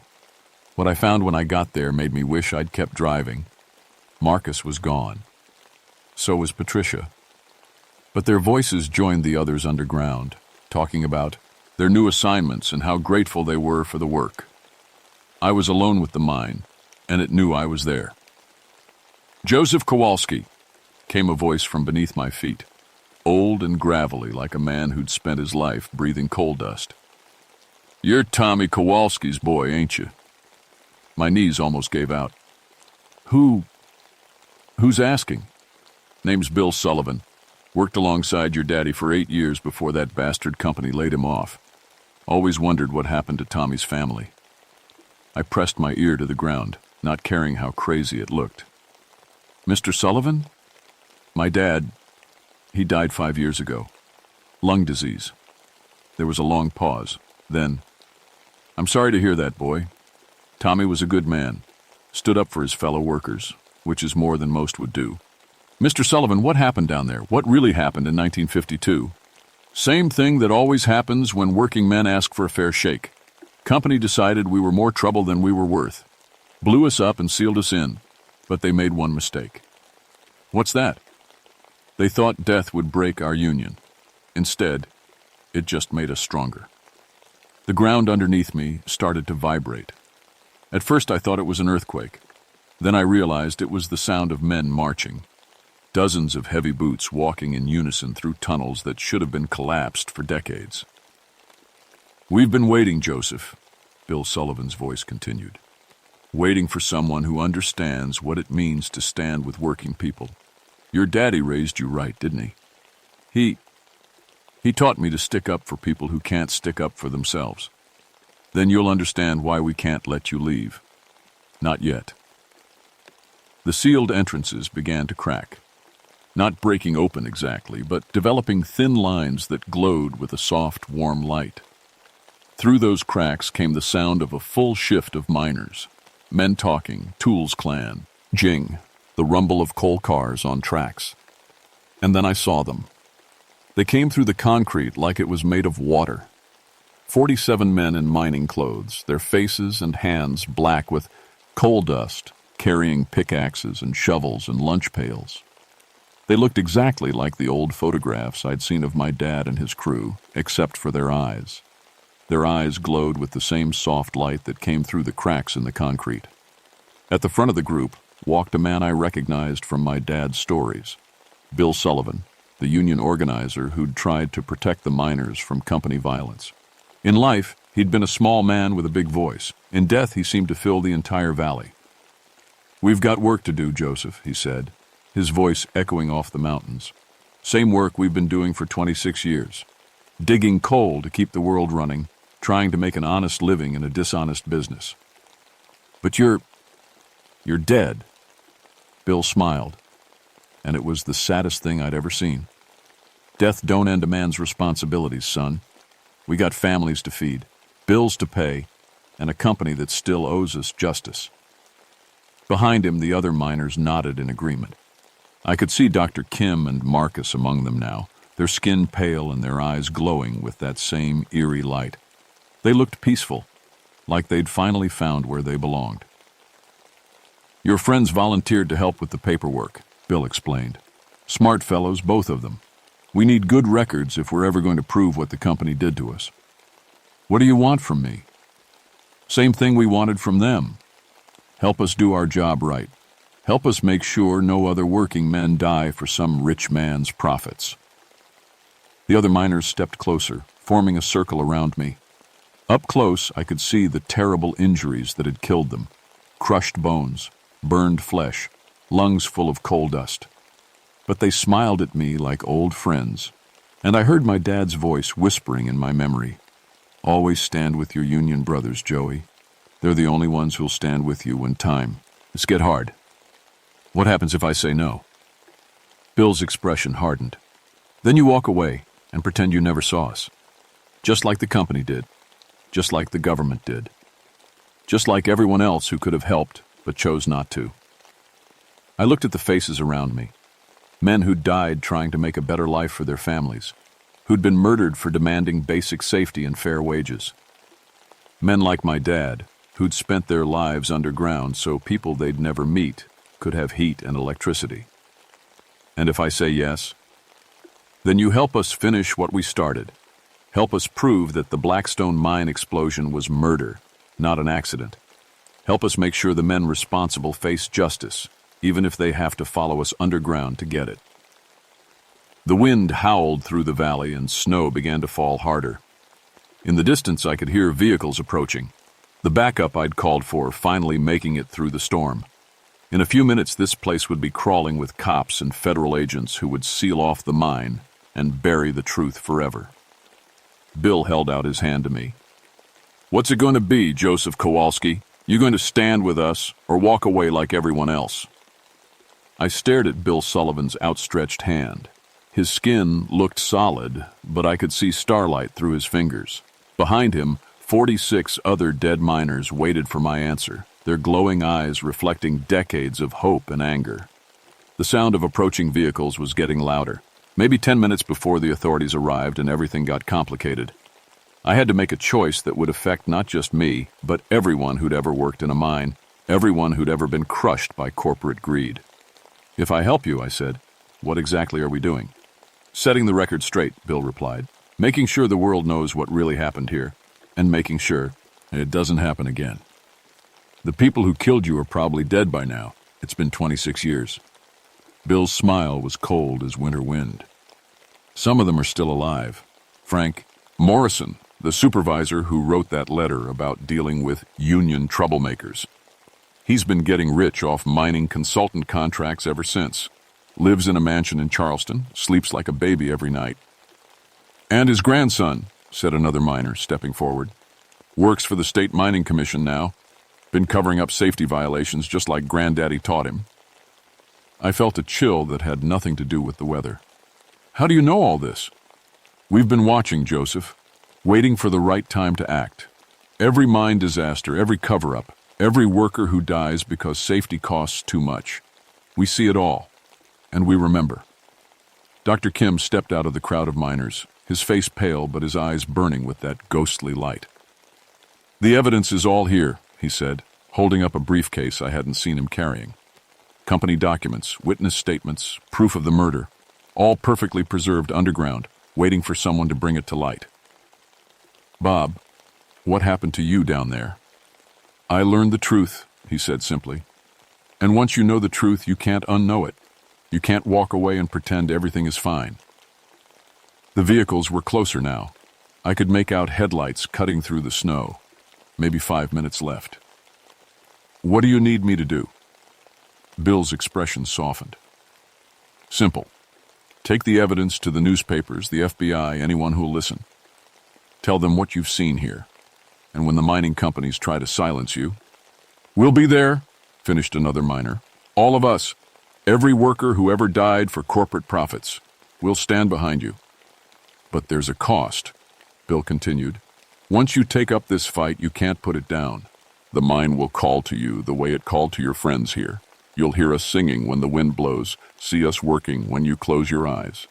Part of you will always belong to us." I thought about my dad, dying slowly from lung disease because the company wouldn't pay for proper ventilation. I thought about Dr. Kim and Marcus, who'd only wanted to help and got pulled into something bigger than they could understand. I thought about 47 men who'd died trying to make things better for their families. And if the evidence isn't enough, if people still don't believe? Bill's grin was sharp as a pickaxe. "Then we expand our operation. Every mine in West Virginia, Pennsylvania, Kentucky, anywhere working folks have died for rich men's profits. We wake them all up, get them organized, show the world what happens when you murder union men." The idea sent ice through my veins. Hundreds of dead miners, maybe thousands, all rising from collapsed tunnels and sealed shafts, all demanding the justice they'd been denied in life. That's not possible, isn't it? Bill gestured to the cracked concrete entrances, where warm light still glowed despite the February cold. "We've been keeping this mine running for 26 years, Joseph. Digging coal, maintaining equipment, following safety protocols the company never bothered with. If we can do that, what makes you think we can't do more?" Marcus stepped forward, still looking like the young graduate student he'd been, except for those glowing eyes. "The underground network connects everything," he said in a voice that sounded like wind through tunnels. "Every mine, every shaft, every tunnel where men have died. It's all connected, and we know the way through all of it." Car doors slammed in the distance, voices calling out, getting organized. The authorities had arrived. "Time's up, Joseph," Bill said. "You in or you out?" I looked at the faces around me. Men who'd died for trying to make the world a little bit fairer, a little bit safer for working people. Men like my dad, who'd spent their lives underground so others could live in the light. I reached out and took Bill Sullivan's hand. His skin felt like coal dust and starlight, cold and warm at the same time. The moment our hands touched, I felt the weight of the mountain above us, the depth of the tunnels below, and the presence of every man who'd ever died in a mine accident. Their voices joined the eternal chorus, singing songs of solidarity and sorrow. "Welcome to the Union, brother," Bill said. The briefcase appeared in my other hand, heavy with documents and evidence, warm with the touch of dead fingers that had preserved it for decades. In the distance, flashlight beams swept through the snow, searching for survivors of whatever had happened at the Blackstone mine. "Go," Bill said. "Tell our story, and when you need us..." "We'll be there," the miners said in unison, their voices echoing off the mountains and down through the valleys where other sealed mines waited in darkness. I ran toward the approaching lights, the briefcase clutched against my chest like a newborn baby. Behind me, the miners faded back into the mountain, but I could still hear them singing. I would always hear them singing. That was 6 months ago. The briefcase Bill Sullivan gave me contained enough evidence to blow the mining industry wide open. Company documents detailing deliberate safety violations, witness statements from miners who'd tried to report dangerous conditions, and most damning of all, Frank Morrison's letter admitting to the murders. The FBI investigation led to the arrest of 12 people, including Morrison's grandson, at the State Mining Commission. The families of the 47 dead miners finally got justice, and more importantly, they got the truth.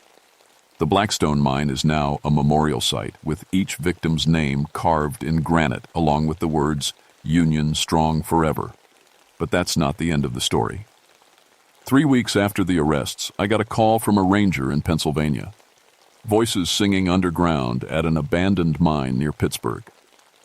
2 weeks after that, Kentucky reported the same thing. Then Tennessee, Virginia, Ohio. Wherever men had died in mining accidents, the dead were waking up.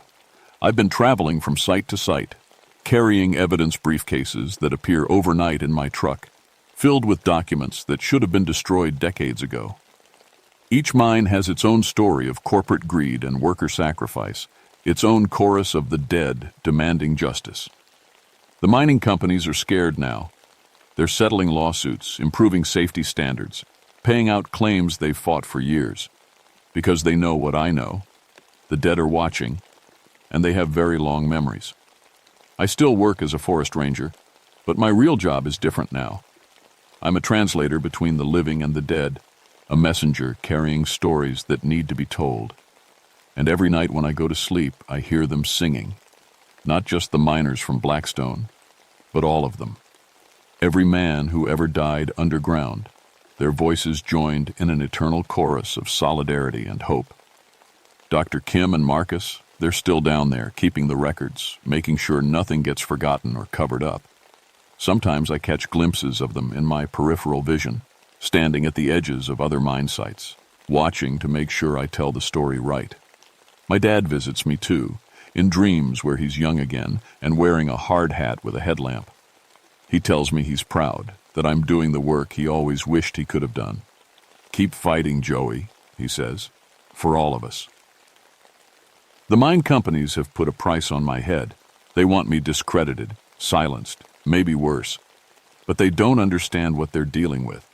I'm not just one man with a briefcase anymore.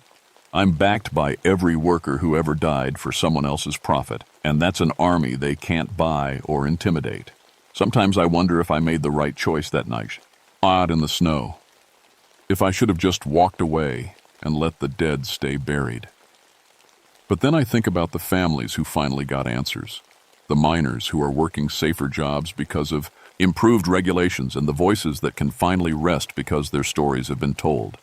The Blackstone mine chorus still sings, but it's not a song of sorrow anymore. It's a song of victory, of justice served, and wrongs made right.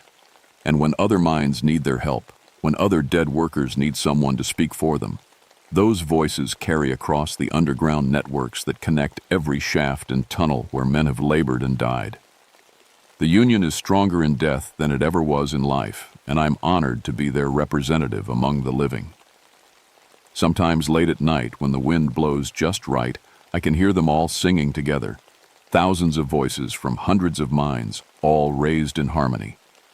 It's the most beautiful and terrifying sound in the world, and it reminds me that some fights are worth dying for. But more importantly, it reminds me that some fights are worth living for too. The coal mine chorus will keep singing until every wrong is made right, until every worker who died for corporate greed gets the justice they deserve. And as long as they need someone to carry their message to the world above, I'll be there, briefcase in hand, and their songs echoing in my ears. Union strong forever.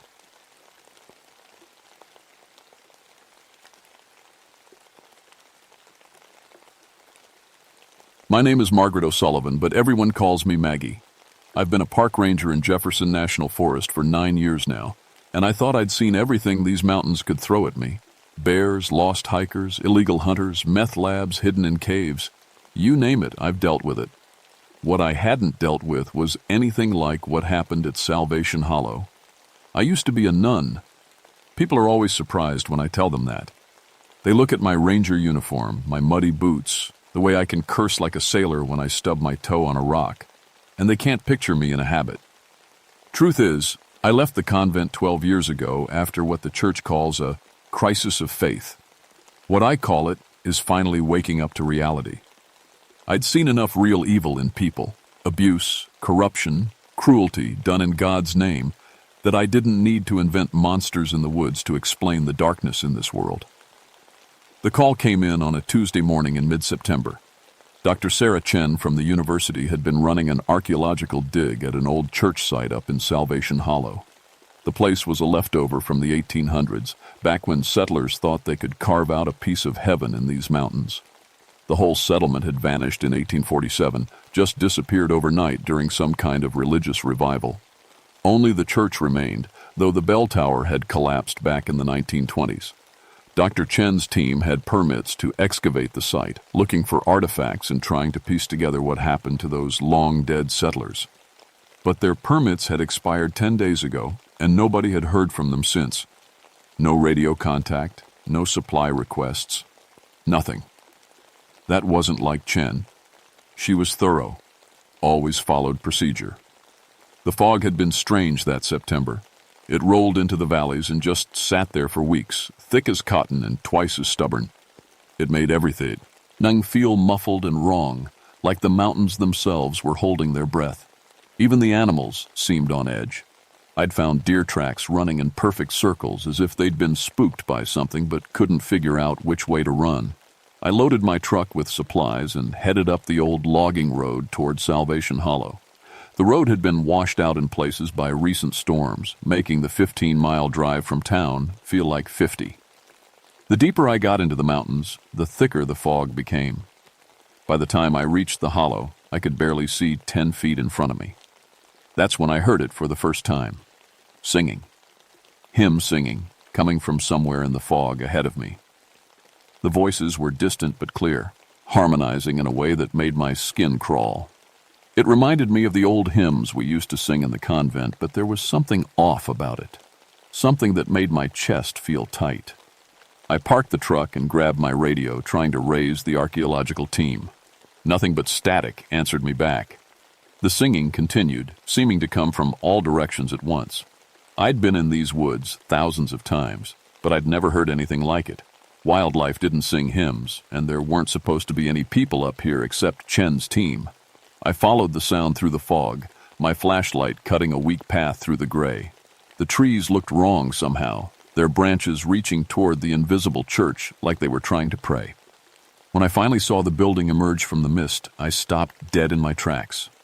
The Church of Salvation Hollow looked exactly like it had in the old photographs I'd seen. White clapboard walls, tall windows, a peaked roof. But it shouldn't have looked that good. This building had been abandoned for over a century. It should have been rotting, falling apart, claimed by the forest. Instead, it looked like someone had just finished building it yesterday. The singing was coming from inside. I approached the church carefully, my hand resting on the radio clipped to my belt. The closer I got, the more wrong everything felt. The air was too still, too quiet except for those voices. My compass spun wildly when I checked it, the needle dancing like it couldn't find north. Even my flashlight seemed dimmer here, the beam barely reaching the church's front door. The archaeological site was a mess, equipment scattered everywhere like the team had left in a hurry. Laptop computers still open with dead batteries, coffee cups half empty, sandwiches with just one bite taken. Dr. Chen's field notes were spread across a folding table, the pages fluttering in a breeze I couldn't feel. I picked up the notebook and flipped through it. Chen's handwriting was usually neat, but the last few entries looked shaky, rushed. Day 8. Found something under the altar. Stone foundation much older than expected. Team reporting strange dreams. The next page. Day 9. Kevin says he can hear the original congregation still singing. Lisa found fresh flowers on graves that should be 150 years old. The final entry made my blood run cold. Day 10. Father Torres arrived this morning. Says he's here to help with the spiritual aspects of the site. But I didn't call any priest, and he knew about the singing before I told him. Father Torres. I knew that name. Father Michael Torres had been the priest who helped me transition out of religious life. who'd listened to my doubts without judgment and helped me find my path as a ranger. But what was he doing here? And why hadn't Chen called for him? The singing stopped. The silence that followed was worse than the hymns had been. It pressed against my eardrums like water, making me dizzy. I called out, "Hello, Dr. Chen? Anyone there?" My voice sounded small and wrong in the sudden quiet. That's when I noticed the bell. There was no bell tower. It had collapsed decades ago, but I could see a bronze bell hanging in midair above the church, suspended by nothing. As I watched, it swung once, twice, and rang out clear and loud across the hollow. The sound seemed to echo forever. I tried my radio again. Still nothing but static, though for a moment I thought I heard something else underneath the white noise. A voice, distant and scratchy, speaking in old-fashioned English about gathering the flock and eternal worship. I turned the radio off and clipped it back to my belt. The church door stood slightly open. Through the gap, I could see candlelight flickering inside. Someone was definitely in there, but the way the light moved didn't look right. It danced and swayed like the flames were alive, casting shadows that seemed to move independently of their sources. I pushed the door open and stepped inside. The interior took my breath away. The church was beautiful. Polished wooden pews, stained glass windows that somehow caught light despite the fog outside. An ornate altar decorated with fresh flowers. It looked like it had been maintained by loving hands for all these years, not abandoned to rot. But it was the people that really stopped me cold. There were maybe 30 of them sitting in the pews, all dressed in old-fashioned clothes from the 1800s.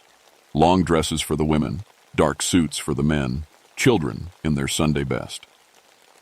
They sat perfectly still, facing the altar where a tall figure in preacher's robes stood with his back to me. The preacher's face was hidden in the shadow of his hood, but his voice carried clearly as he spoke about salvation and eternal service. I blinked hard, thinking the fog had gotten to me. But when I opened my eyes, they were still there, still sitting in perfect rows, not moving, not breathing. And I realized with a chill that I could see right through them to the wooden pews beneath. The preacher turned toward me, and where his face should have been was only darkness. When he spoke, his voice seemed to come from everywhere at once.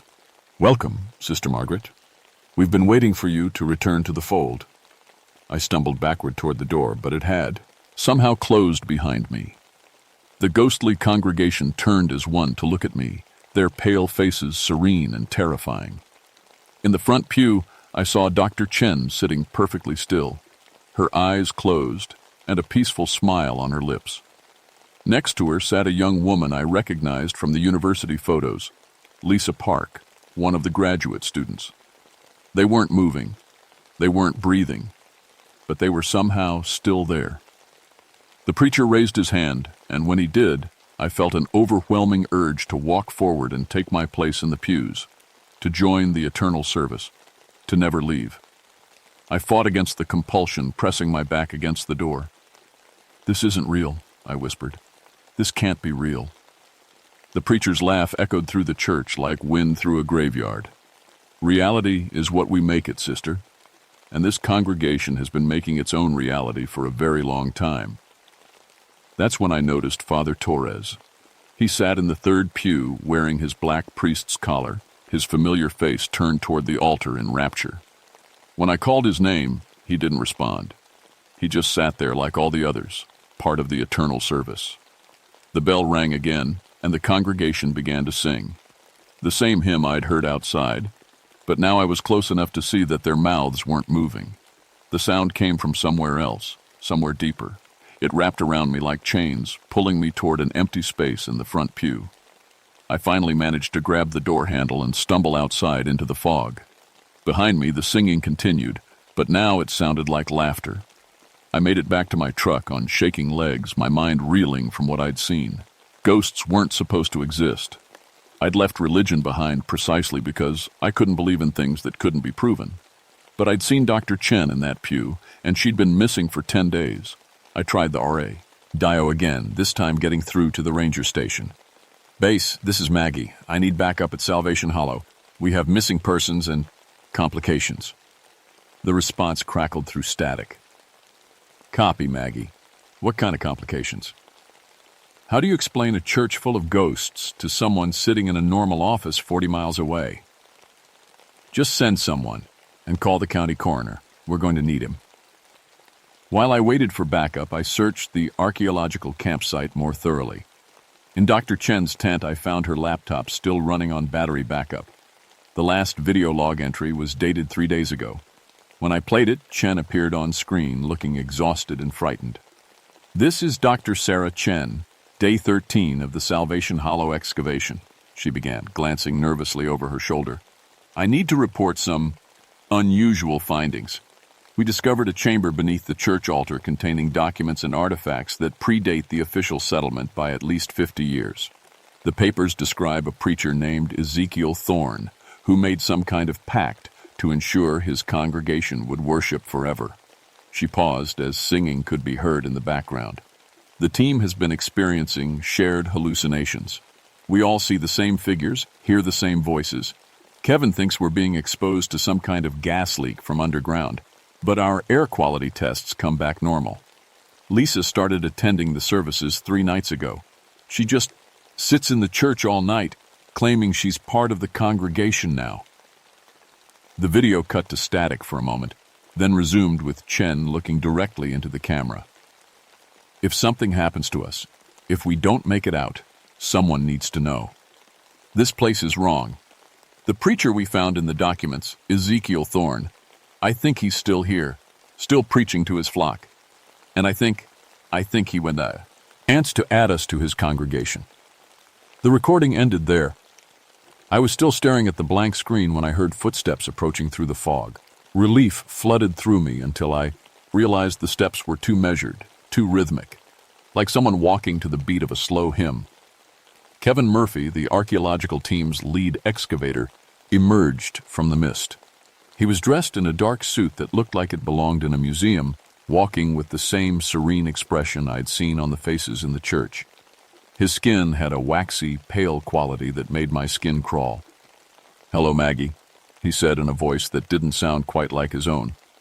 "Brother Ezekiel would like to speak with you. He has a message about your calling." I backed toward my truck, but Kevin moved to block my path. Up close, I could see that his eyes were completely black, reflecting the fog like dark mirrors.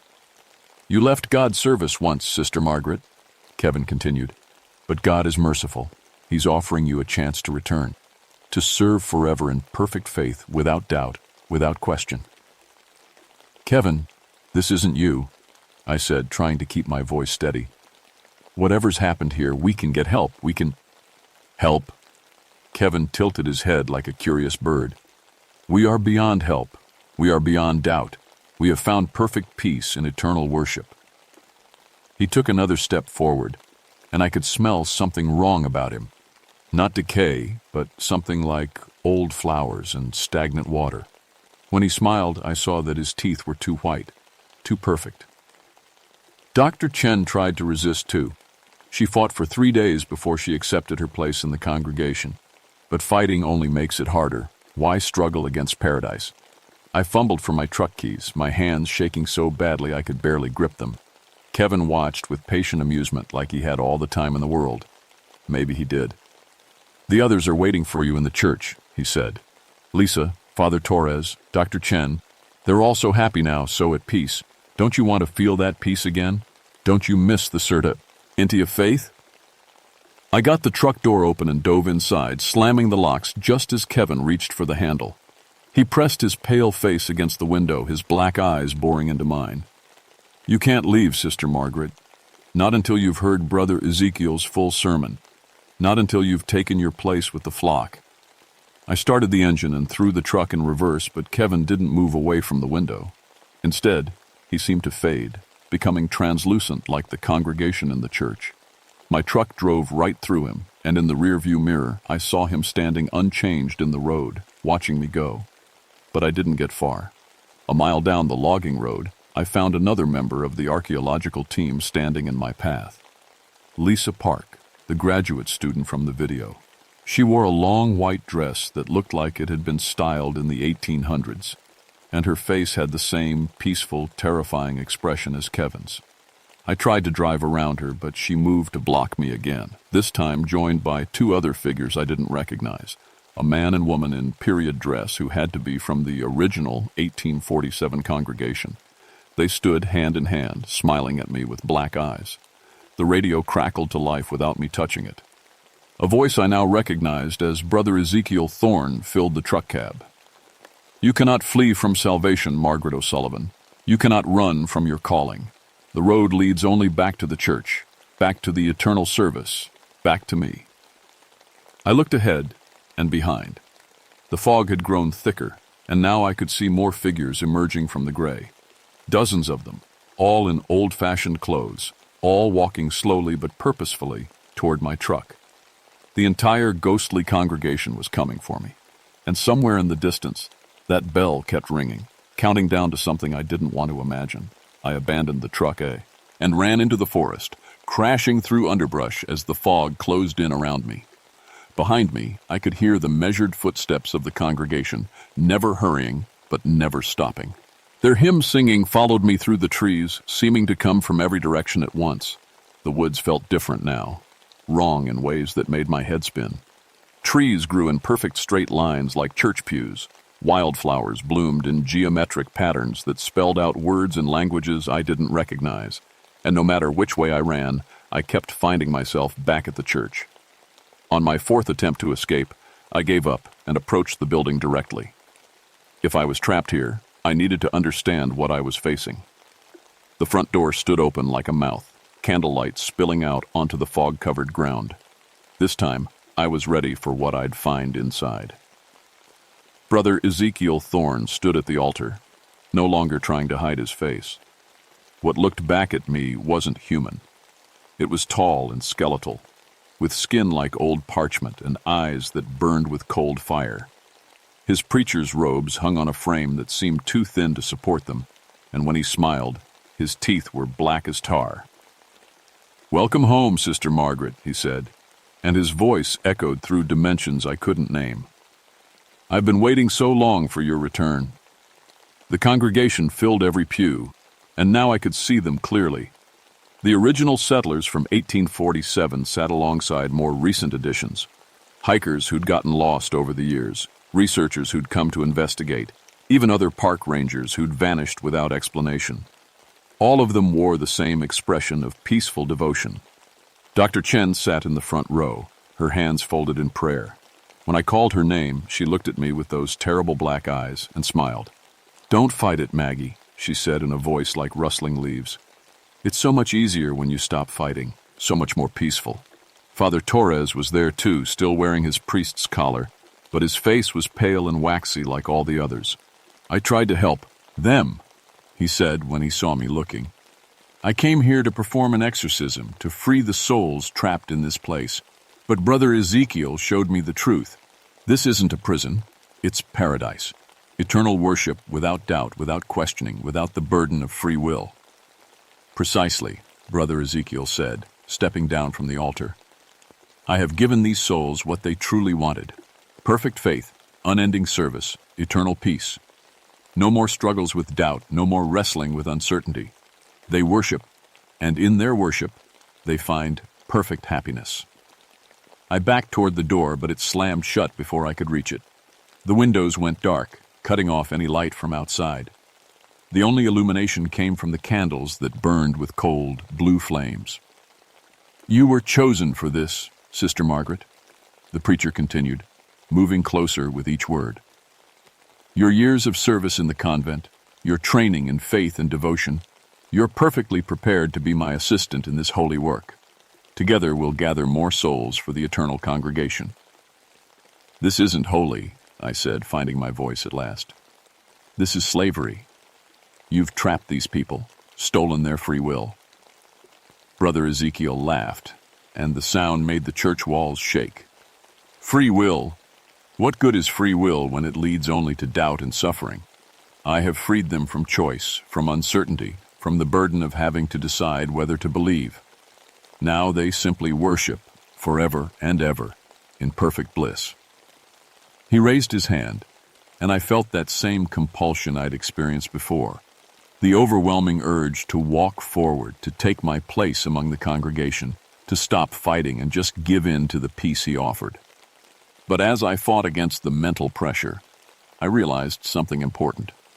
The preacher's power worked through religious conditioning, through the part of me too. Had once been a nun that had been trained to obey and serve, but I'd broken free from that conditioning once before. "I don't serve your kind of God anymore," I said, straightening up. "I learned something when I left the convent. Real faith doesn't require surrender of the mind. Real love doesn't demand slavery." Brother Ezekiel's expression darkened. "You think your weak human love is stronger than my divine service?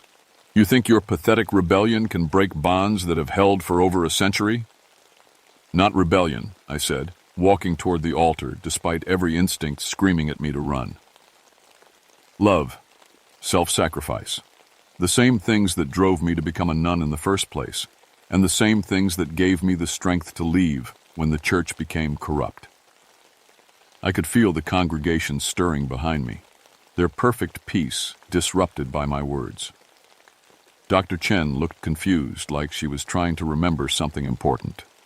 Father Torres's black eyes flickered with something that might have been recognition. "I offer myself," I said loudly, addressing the preacher directly. "Take me as your assistant, your second in command, whatever you want. But release the others. Let them go to whatever peace awaits them naturally." Brother Ezekiel paused, considering. "You would trade your soul for theirs?" "Yes. Even though they chose to be here? Even though they found happiness in eternal service?" I looked at Dr. Chen, at Father Torres, at all the faces turned toward me. Under the peaceful expressions, I could see something else, a flicker of awareness, of trapped humanity crying out for release. "They didn't choose," I said. "You took their choice away. But I'm offering mine freely." The preacher smiled, revealing those black teeth. "Very well. One willing soul is worth a dozen taken by force. Accept your place as my eternal assistant, and I'll release the others to whatever fate awaits them." I walked to the altar, each step feeling like I was walking underwater. Behind me, I could hear the congregation stirring, murmuring, as if waking for a long dream. "Do you, Margaret O. Sullivan, accept eternal service in my holy work?" I looked at the faces of the trapped souls one more time, then back at the creature wearing preacher's robes. "I accept." The words hit the church like lightning. The moment I spoke those words, everything changed. Brother Ezekiel Thorne threw back his head and laughed in triumph, but his laughter cut short as golden light began to fill the church. Not the cold blue of his candles, but warm, genuine light that seemed to come from everywhere and nowhere. The congregation gasped as one, their black eyes clearing to show their natural colors. Dr. Chen looked around in confusion, then terror, as she realized where she was. Father Torres crossed himself and began praying in Latin, his voice shaking but determined. "What have you done?"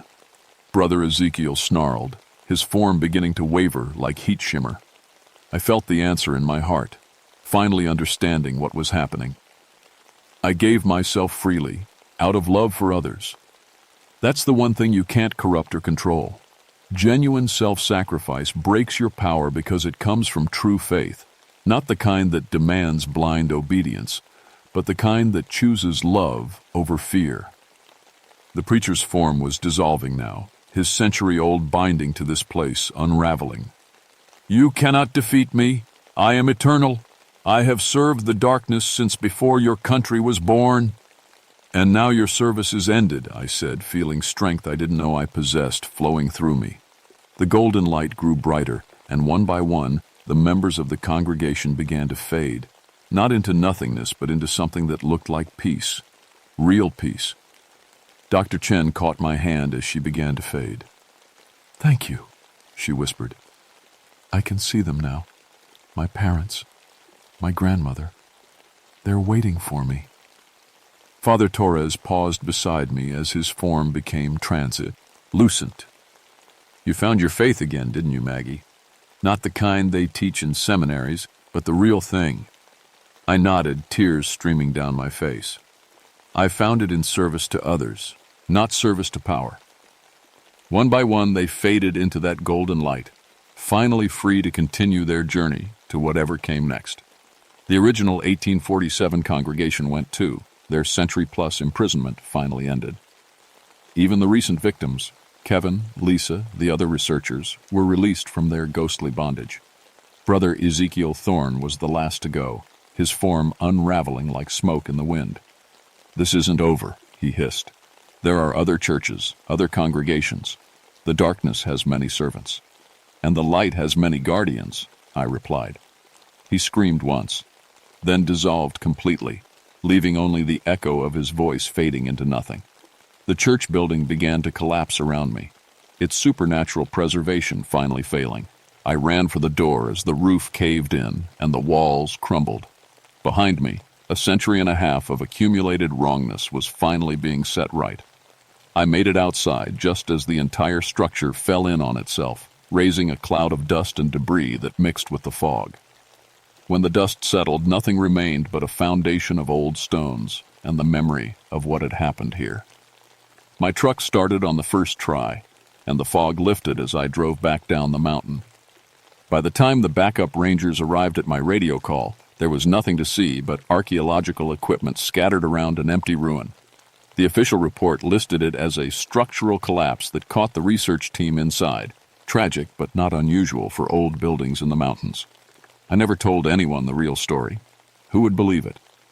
But I kept Dr. Chen's research notes, and I started my own investigation into similar disappearances throughout the Appalachian region. Turns out Salvation Hollow wasn't unique. There are other places, other churches, other servants of the darkness still operating. I'm still a park ranger, but now I have a different mission. I watch for the signs, unexplained disappearances, reports of phantom singing, churches that look too well preserved for their age. When I find them, I do what needs to be done. Last month, I got reports of hymn singing coming from an abandoned church in West Virginia. The local rangers found a historical research team that had gone missing 2 weeks earlier. Their equipment was scattered just like it had been at Salvation Hollow. I'm driving up there tomorrow morning. Some people might say I'm crazy, chasing ghost stories through the mountains. Maybe they're right. But I know what I've seen, and I know what I've done. I found my faith again in that church.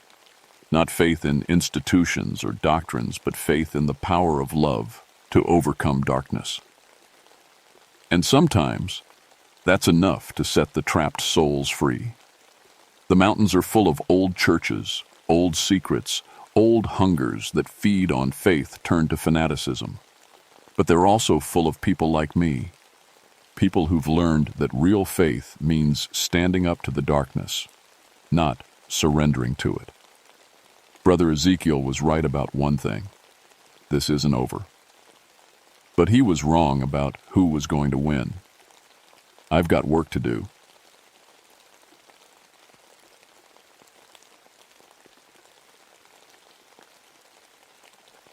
My name is Danny McReynolds, and I've been a park ranger in the George Washington National Forest for 13 years now.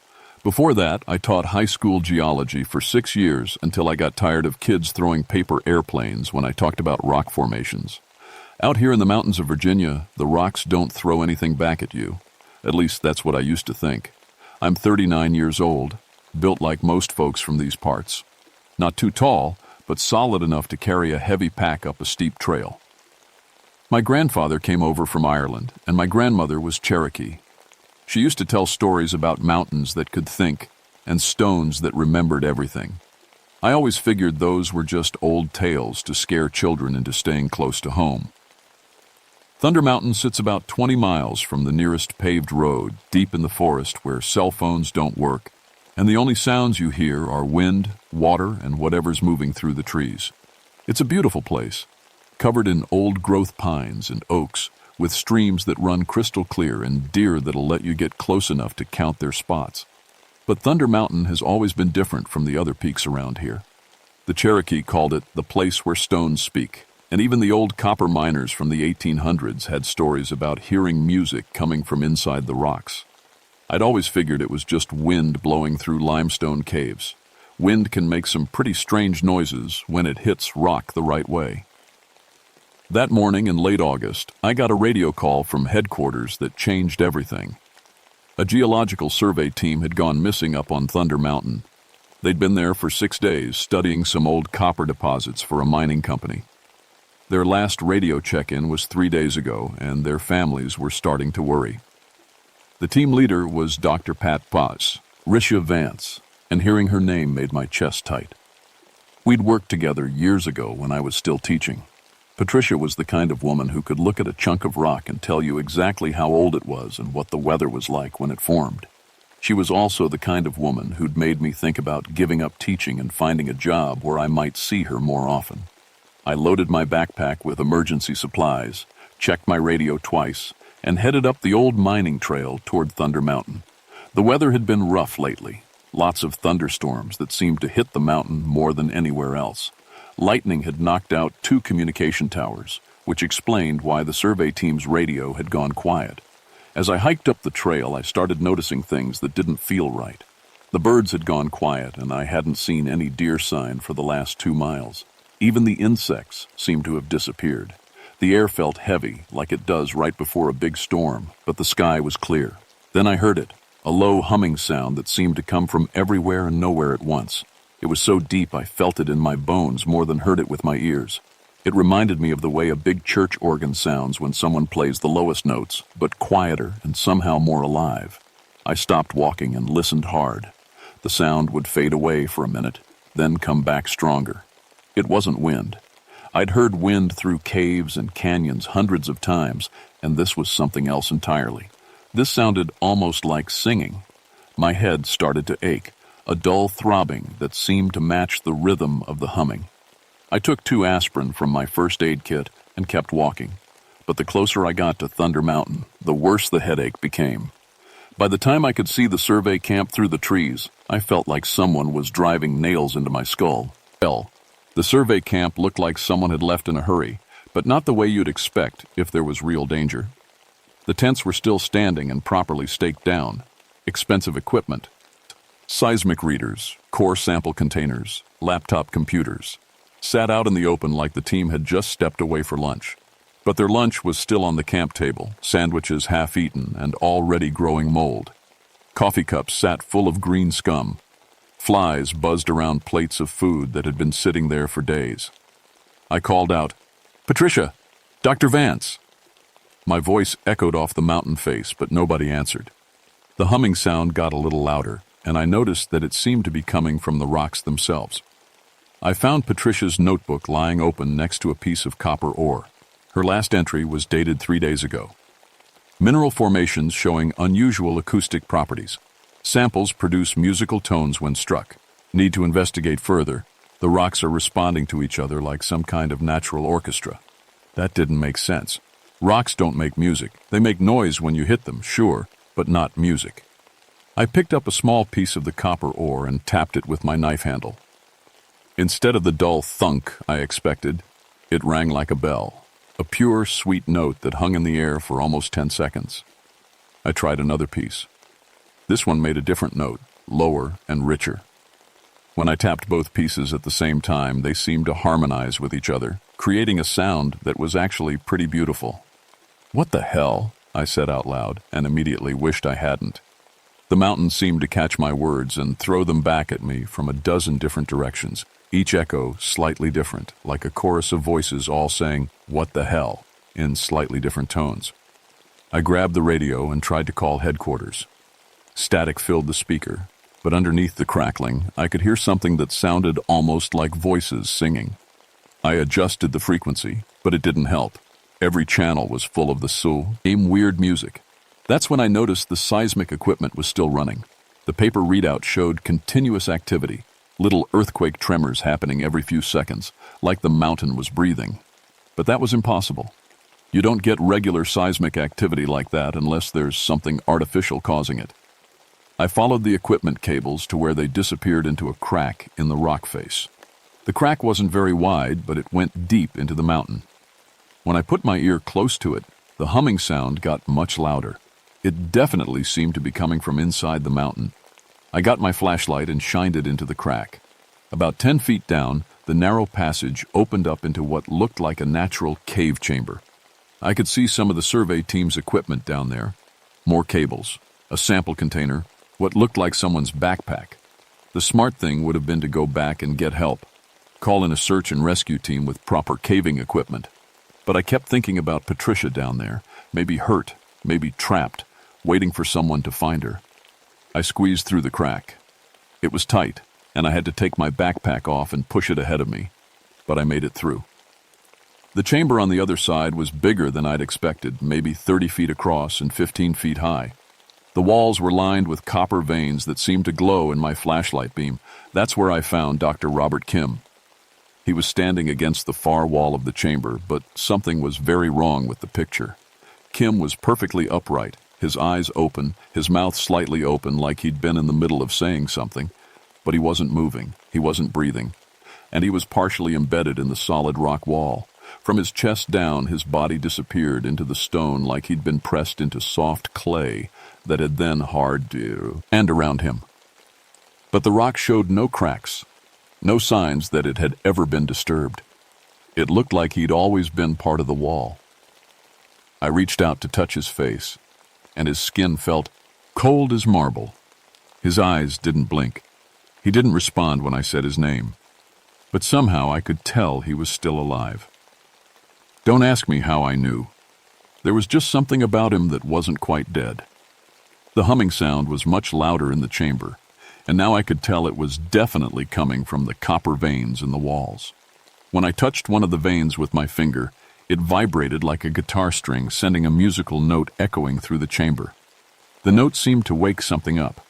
The humming got louder, more complex. I started to hear what sounded like different voices joining in, some high, some low, some that seemed to match the note I'd just made.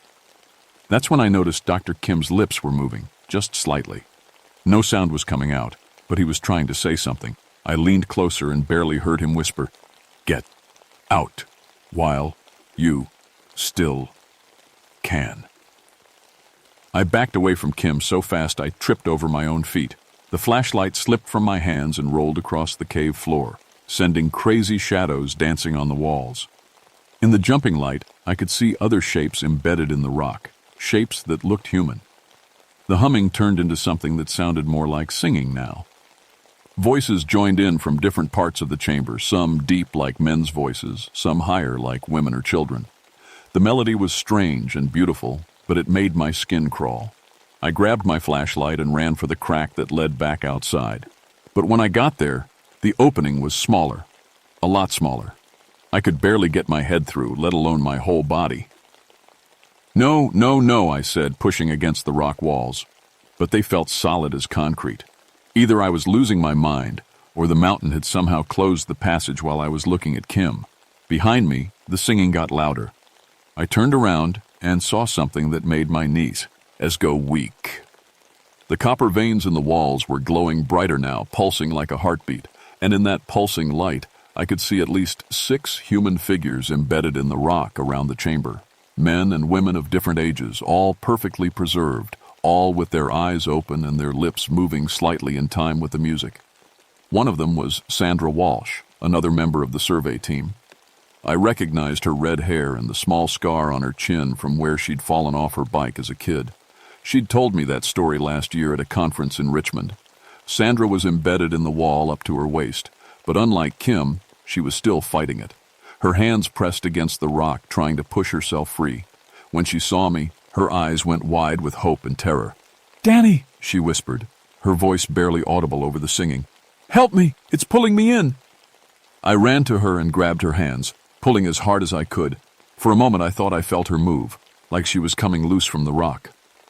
But then the stone seemed to grip her tighter, and she sank another inch deeper into the wall. "It's alive," she gasped. "The whole mountain. It's alive. And it's hungry."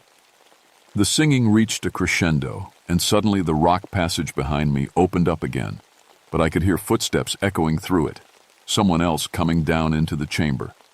"McReynolds, you down there?" It was a man's voice I didn't recognize. "Down here," I called back. "Bring rope." People are trapped. A minute later, Jake Morrison squeezed through the crack. I'd never met him before, but he was wearing a Consolidated Mining Company jacket and carrying a metal briefcase that looked expensive. He was about 50, built soft like a man who spent most of his time behind a desk. "Jesus Christ," he said when he saw Sandra trapped in the wall. "How long has she been like this?" "I don't know." "What are you doing here?" Morrison set down his briefcase and opened it. Inside were instruments I didn't recognize, things that looked like metal detectors crossed with medical equipment. Company's been monitoring unusual geological activity in this area for months. Seismic readings, electromagnetic anomalies, things that don't make sense. He pulled out something that looked like a stethoscope and pressed it against the wall near Sandra. "Holy shit, the rock is warm, and there's definitely some kind of circulation going on inside it." "Circulation?" I stared at him. "What are you talking about?" "Listen for yourself." I put the stethoscope against the wall. At first all I heard was the singing, but then I picked up something else. A rhythmic thumping that sounded exactly like a heartbeat. A very large, very slow heartbeat. "The mountain's alive," Morrison said, his eyes bright with excitement. "It's some kind of mineral-based life form. Do you have any idea what this could be worth?" "Worth?" I grabbed him by the shoulders. "There are people dying here." "Not dying," he said, pulling away from me. "Look at them. They're being preserved, integrated. The mountain is keeping them alive while it studies them." I looked around the chamber again. He was right. All the people embedded in the walls looked perfectly healthy, just trapped. Their skin had a slight metallic sheen, like their blood was being replaced with something else, but they were definitely alive. "We need to get them out," I said. "We need samples first." Morrison was already pulling tools out of his briefcase. "If we can figure out how this organism works, we can replicate it. Imagine the medical applications. Imagine the mining possibilities." The singing suddenly stopped. The silence was so complete it hurt my ears. Then, very slowly, a new voice joined the chorus, a deep, rumbling sound that seemed to come from everywhere at once. It wasn't human. It was too big, too old, too alien. But somehow I understood what it was trying to say.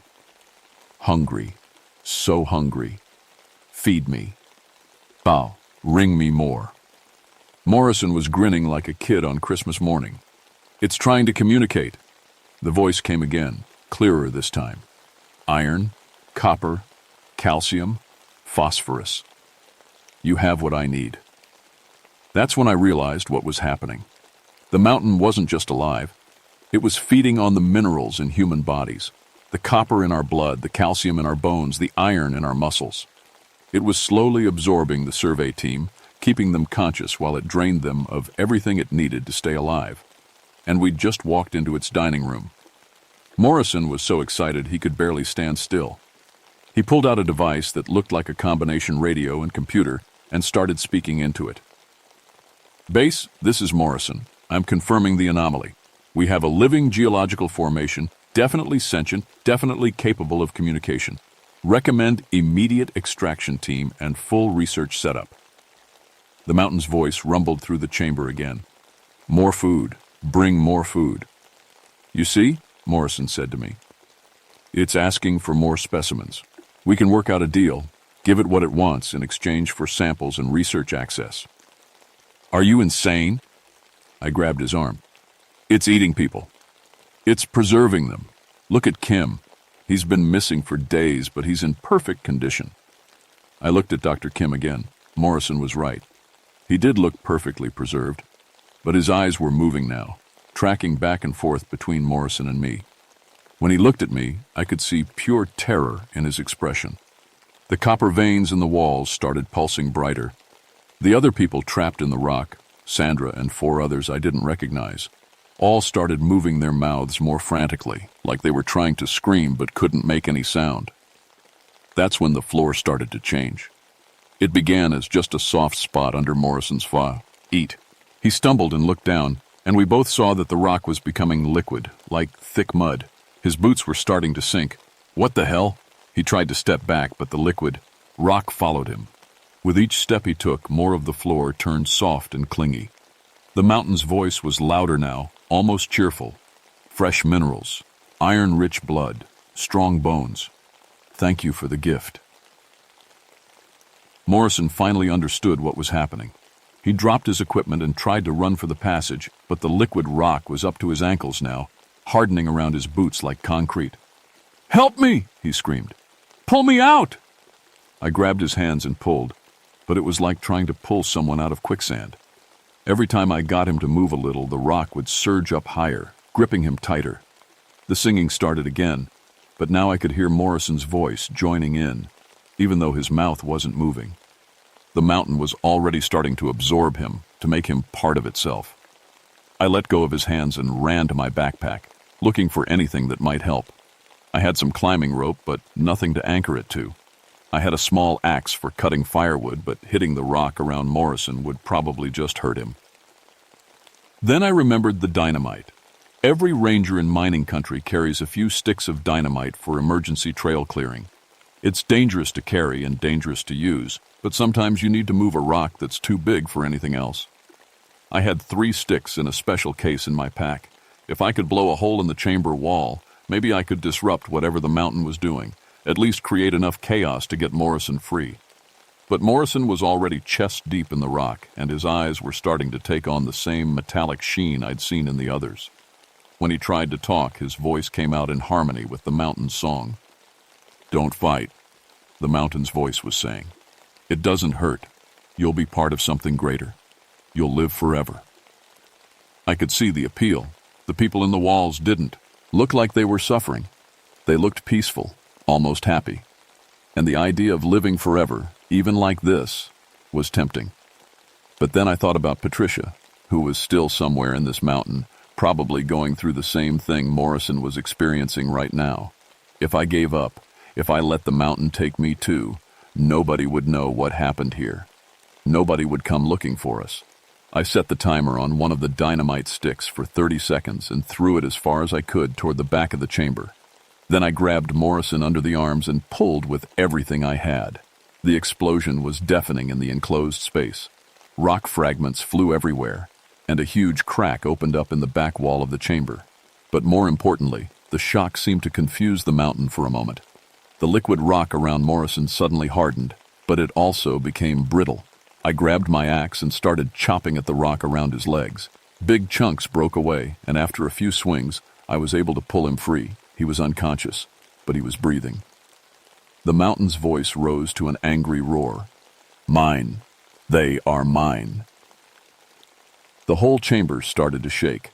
More cracks appeared in the walls, and I could hear rushing water somewhere nearby.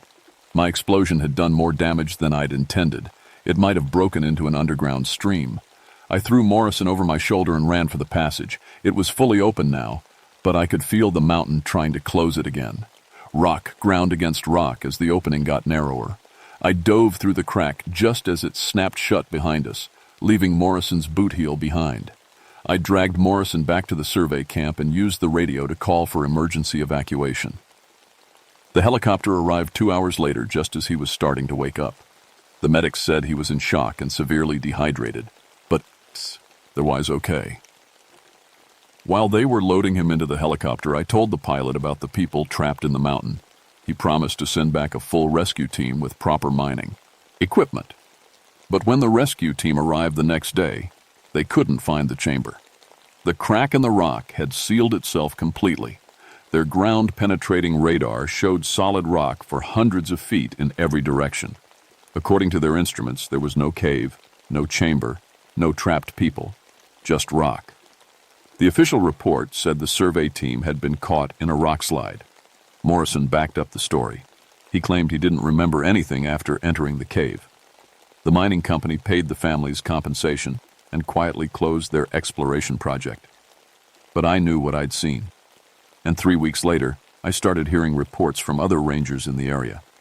Strange humming sounds coming from mountains near old mining sites. Hikers reporting rocks that seemed to sing when the wind blew through them. Geological survey teams finding mineral formations that didn't match any known patterns. I put together a file with everything I could remember about Thunder Mountain. I documented the singing rocks, the living stone, the people who'd been absorbed. I made copies and hid them in different places, hoping that someday someone would believe the story and know what to look for. Because the mountain is still alive, it's still hungry, and now it knows that people will come looking for the ones it takes. Last month I got a call from a ranger in West Virginia. A survey team had gone missing near an old copper mine. Before they disappeared, they'd reported finding rocks that produced musical tones when struck, rocks that seemed to respond to human voices. I told them to stay away from the site. I told them to call off any rescue attempts until we could bring in military explosives, maybe something strong enough to break up whatever was living in those mountains. He laughed and said I'd been spending too much time alone in the woods. The next day, his radio went silent. I'm writing this down because I think there are more of these things out there. Maybe they've always been there, sleeping in the deep places where copper and iron flow through rock like blood through veins. Maybe our mining operations have been waking them up, one by one. If you're reading this and you hear rocks singing in the mountains, don't go looking for the source. Don't try to investigate. Don't trust anyone who says they want to study it or harvest it or make a deal with it. Just run. And if you can't run, if it's already got you, if you can feel the stone reaching up through your feet and into your bones, well, they say it doesn't hurt. They say you'll live forever, part of something ancient and patient and hungry. But I've seen the look in their eyes, those people trapped in the walls. Living forever isn't always a blessing. My name is Danny McReynolds, and I used to think rocks were just rocks. I know better now.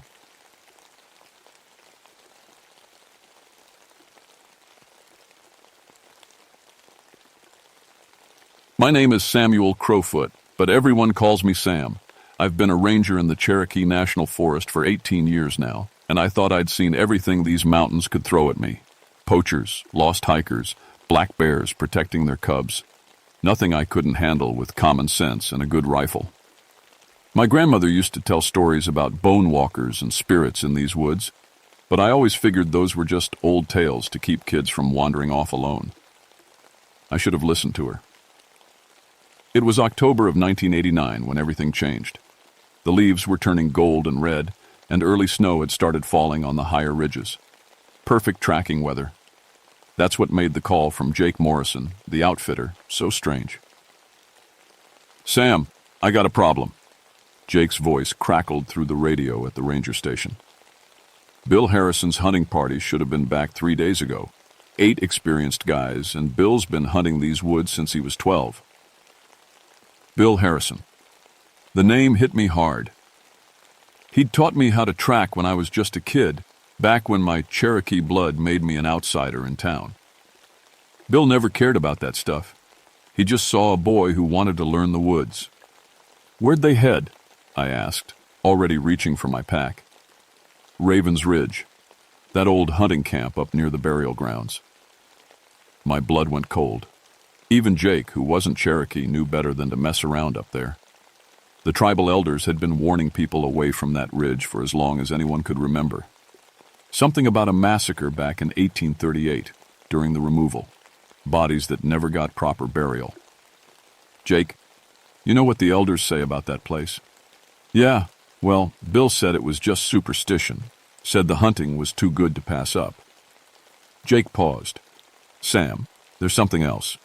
When I flew over yesterday to check, I saw their camp. All the gear was still there, but it was arranged funny, like in patterns around the fire pit. I felt that familiar prickle on the back of my neck that told me something was wrong, really wrong. The drive up to Raven's Ridge took 2 hours on old logging roads that barely deserved the name. As I got higher, the normal sounds of the forest started to fade. No bird songs. No squirrel chatter. Even the wind seemed muted, like the mountain itself was holding its breath. I'd grown up in these woods, but I'd never heard them this quiet. By the time I reached the trailhead, the sun was getting low. The old Cherokee trail that led to the ridge was overgrown, but still visible if you knew what to look for. My boots crunched through the early snow as I followed tracks that should have been Bill's party heading in. But there were no tracks heading back out. The silence got thicker as I climbed. Not even the sound of my own breathing seemed right. It was like the air itself was watching me. I found their camp just as the last light was fading. Jake was right. All their gear was there. Tents, cooking supplies, enough food for a week. But it was arranged in perfect circles around a cold fire pit, like some kind of ritual. 8 sleeping bags laid out like spokes of a wheel, rifles stacked in precise triangles. Bill would never arrange camp like this. He was practical, efficient. This looked like something out of one of Grandma's old stories. That's when I noticed the bones. Small bones at first, rabbit, squirrel, maybe some bird bones. But they weren't scattered naturally. Someone had arranged them in intricate patterns between the tents, geometric shapes that hurt to look at for too long. They reminded me of something, but I couldn't place what. I set up my own tent outside the circle and built a fire. The flames seemed dimmer than they should be, barely pushing back the darkness. I ride my radio, but all I got was static. Then, underneath the white noise, I heard something that made my skin crawl. Tapping. Rhythmic, like drum beats, but not quite right. I knew every sound these woods could make, and this wasn't natural. It sounded like bones clicking together. "Hello?" I called out. "Bill? That you out there?" The tapping stopped. The silence that followed was worse than the sound. I didn't sleep much that night. Every time I dozed off, I'd hear that tapping again, closer each time.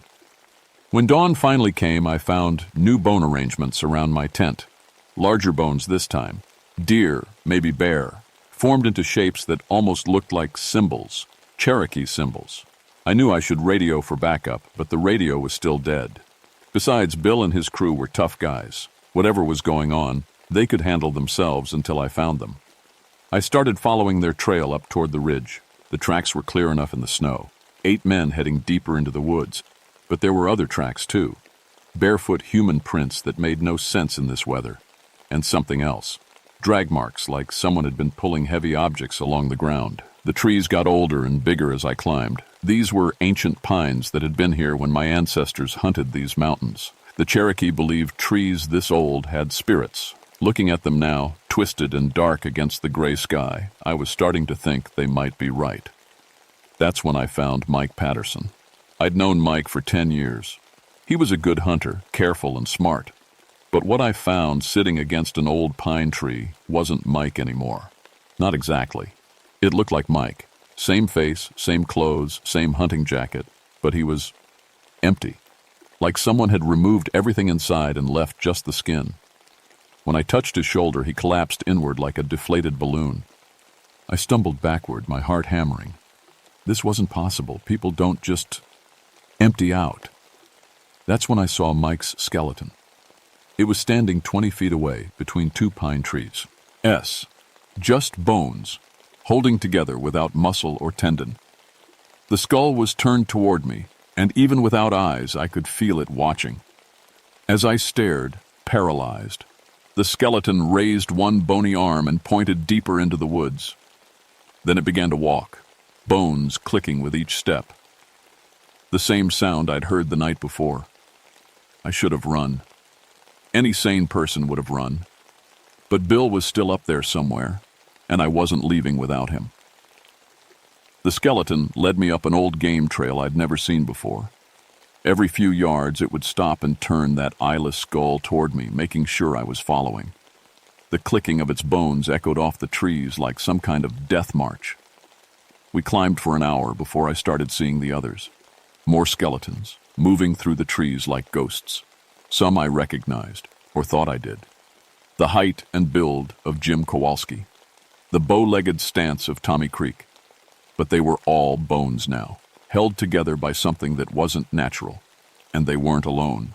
Older skeletons moved with them. Bones yellowed with age, some missing pieces. These walked differently, with the proud bearing of warriors. Some wore scraps of old clothing that looked like it was from another time entirely. Cherokee clothing, from before the removal. My grandmother's stories came flooding back. The bone walkers, spirits of those who died violent deaths, unable to rest until justice was done. They could animate the bones of the dead, use them as vessels. I'd always thought they were just stories. The trail led to a clearing I'd never seen before, though I'd hunted these woods my whole life. In the center was a massive pile of bones. Not arranged this time, just heaped up like cordwood. Human bones mixed with animal bones, some old, some fresh. And sitting on top of the pile, very much alive, was Joseph Ridgewalker. Joseph was one of our tribal elders. First maybe 80 years old, but still sharp as a knife. He looked up as I entered the clearing, and his weathered face showed no surprise. "Sam Crowfoot," he said in Cherokee, "you finally came." "Joseph, what are you doing here? Where's Bill's hunting party?" The old man gestured to the skeletons that had followed me. "They are here. The bone spirits have claimed them." "That's impossible. People don't just turn into bones?" Joseph smiled sadly. "You still don't believe the old stories, do you? Even with the evidence walking around you." As if responding to his words, more skeletons emerged from the tree line. Dozens of them. Some fresh, still held together by dried sinew. Others so old they seemed to glow in the dim light. All walking with purpose. "This is the place," Joseph continued, "where they slaughtered our people in 1838. Over 200 Cherokee, gunned down as they tried to hide in these mountains. The soldiers didn't even bury them properly, just left them for the animals. I knew the history. Every Cherokee child learned about the Trail of Tears, the forced removal from our ancestral lands. But this... The bone spirits have been waiting," Joseph said, "collecting. Every person who dies on this ridge, their bones join the others. For 150 years, they've been building an army." A new skeleton approached us. This one was different, fresher than Mike Patterson, but wrong in a way that made my stomach turn. As it got closer, I realized it was still alive. Jim Kowalski's skeleton turned its skull toward me, and I heard his voice coming from the bones. "Sam, help me." The voice was weak, terrified. "I can't move. It's controlling me." I reached for my rifle, but Joseph grabbed my arm. "Bullets won't help him. The spirits are in control now." "Then what will help him?" "Nothing. He chose to hunt on sacred ground. This is the price." More skeletons emerged from the woods. I counted at least 40, and more were coming. Some wore the remnants of hunting clothes. Others had scraps of old Cherokee clothing clinging to their bones. A few wore what looked like military uniforms from different eras. "How many?" I whispered. "Everyone who died here since the massacre. Hunters, hikers, even a few soldiers who came looking for deserters during World War II. Joseph stood up slowly. "The bone spirits don't discriminate. Death on sacred ground is death on sacred ground." The skeleton of Jim Kowalski stepped closer. "Sam, it hurts. Please." I raised my rifle, but I couldn't shoot. It was still Jim in there somewhere. That's when I heard Bill's voice. "Sam! Over here!" I turned and saw him at the edge of the clearing. He looked normal, human, alive. Relief flooded through me. "Bill, thank God.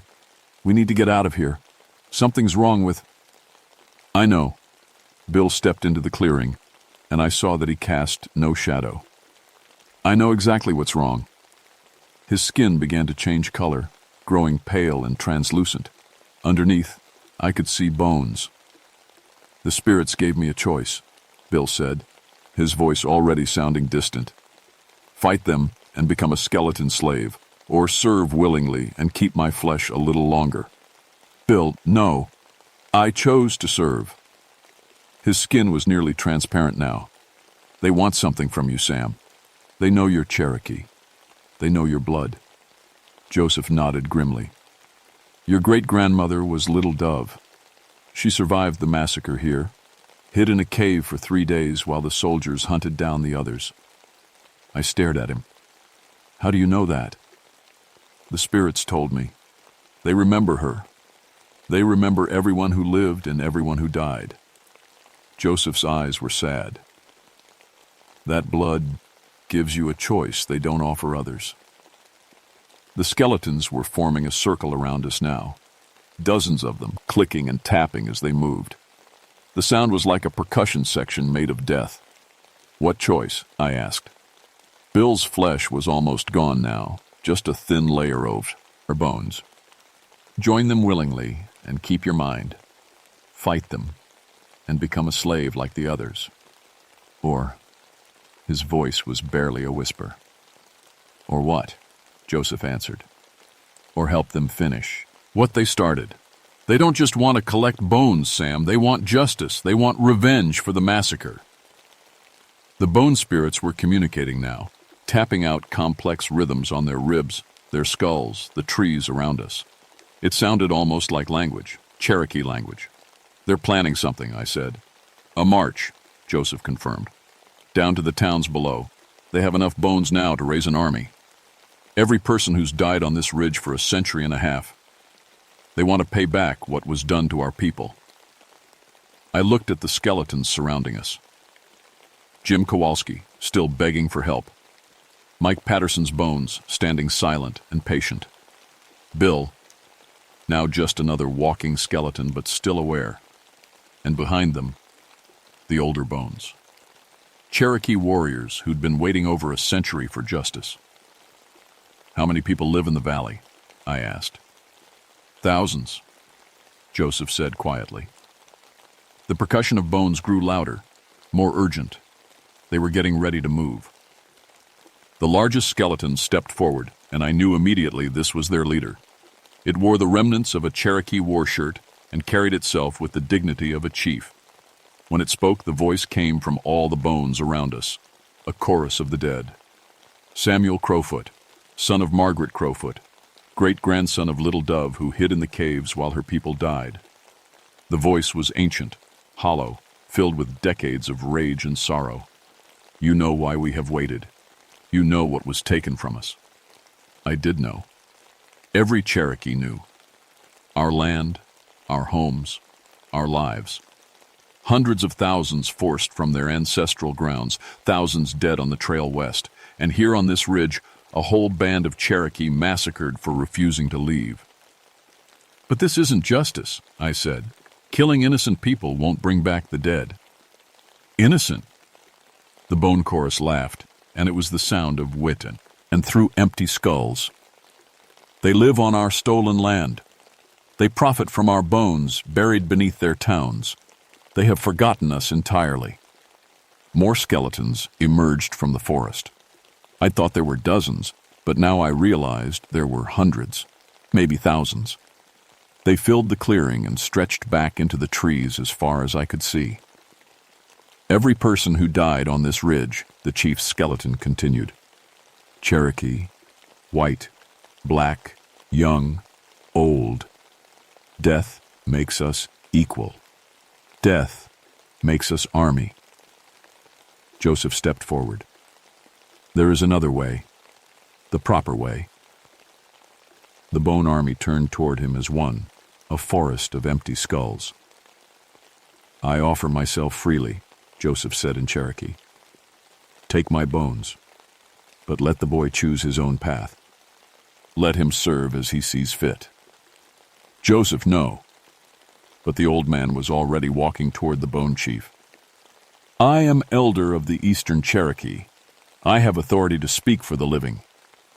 The skeleton chief considered this. Around us, the bone army began tapping out new rhythms, discussing in their percussion language. You would give your bones willingly, the chief asked. If it prevents a massacre of innocents, yes. Joseph began removing his clothes with calm dignity. As each piece fell away, his skin began to change, becoming pale and translucent like Bill's had. Sam, Joseph said, his voice already growing distant. You have a choice. Help them find proper burial for the massacre victims, and they will rest. Ignore them, and they will take their revenge on the living. His flesh was fading fast now. There is a cave where your great-grandmother hid. The bones of the original victims are still there, still waiting for proper burial rites. Joseph's skeleton stepped forward, his bones now gleaming white. But unlike the others, his posture remained proud, unbowed. He had chosen this. Show me, I said. The bone army began to move, not down to, toward the towns, but deeper into the mountains. They flowed between the trees like a river of death, their clicking and tapping echoing off the rocks. I followed, Joseph's skeleton beside. Me.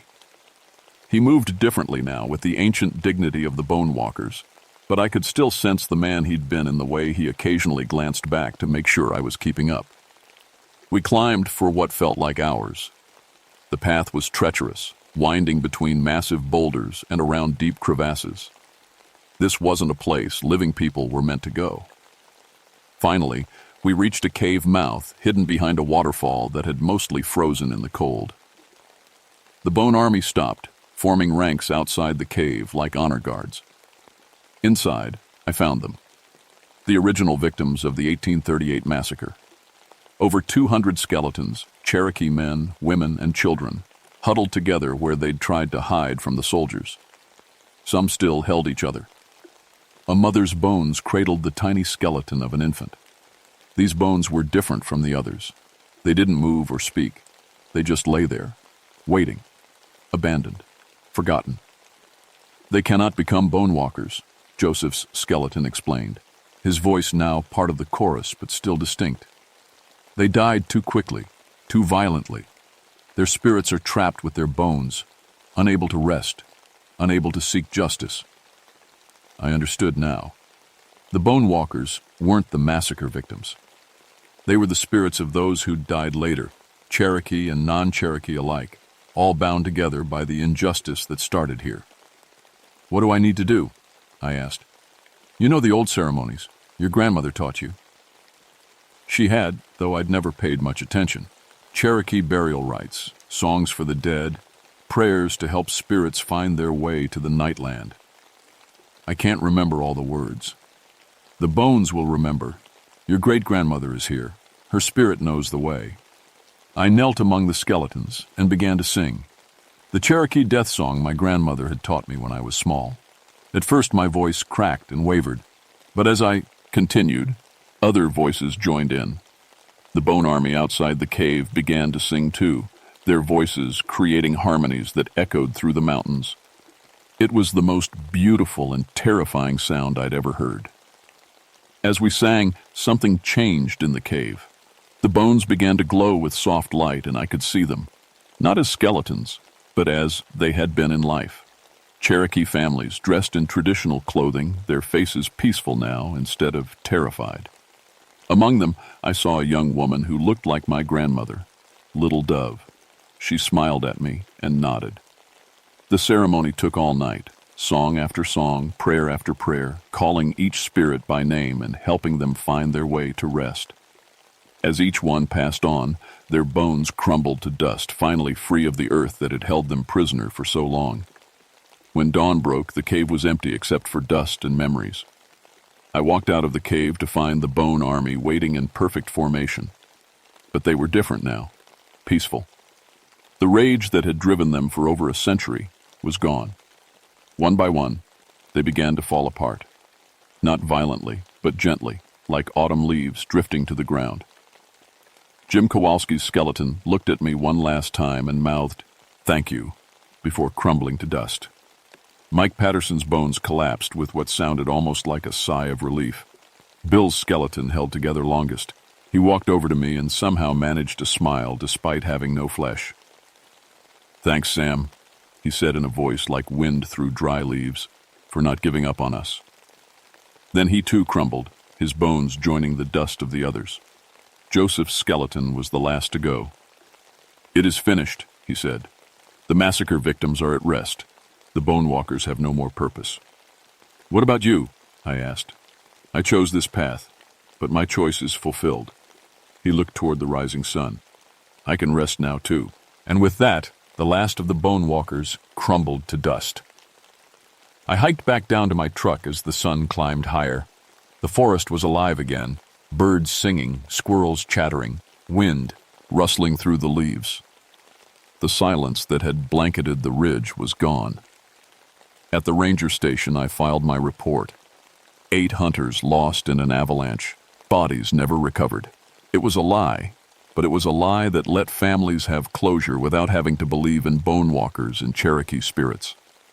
3 months later, I convinced the state to designate Ravens Ridge as a Cherokee memorial site. No more hunting, no more development. Just a place where the dead could finally rest in peace.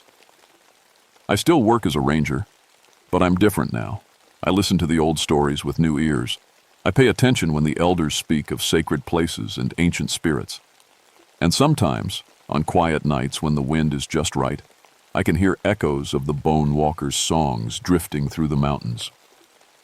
My grandmother always said the dead don't really leave us. They just wait in the spaces between what we know and what we fear. She was right about that. She was right about a lot of things. I keep her stories alive now. Tell them to anyone who'll listen, because some secrets are too important to bury, even when they're made of bones and sorrow and justice, too long delayed.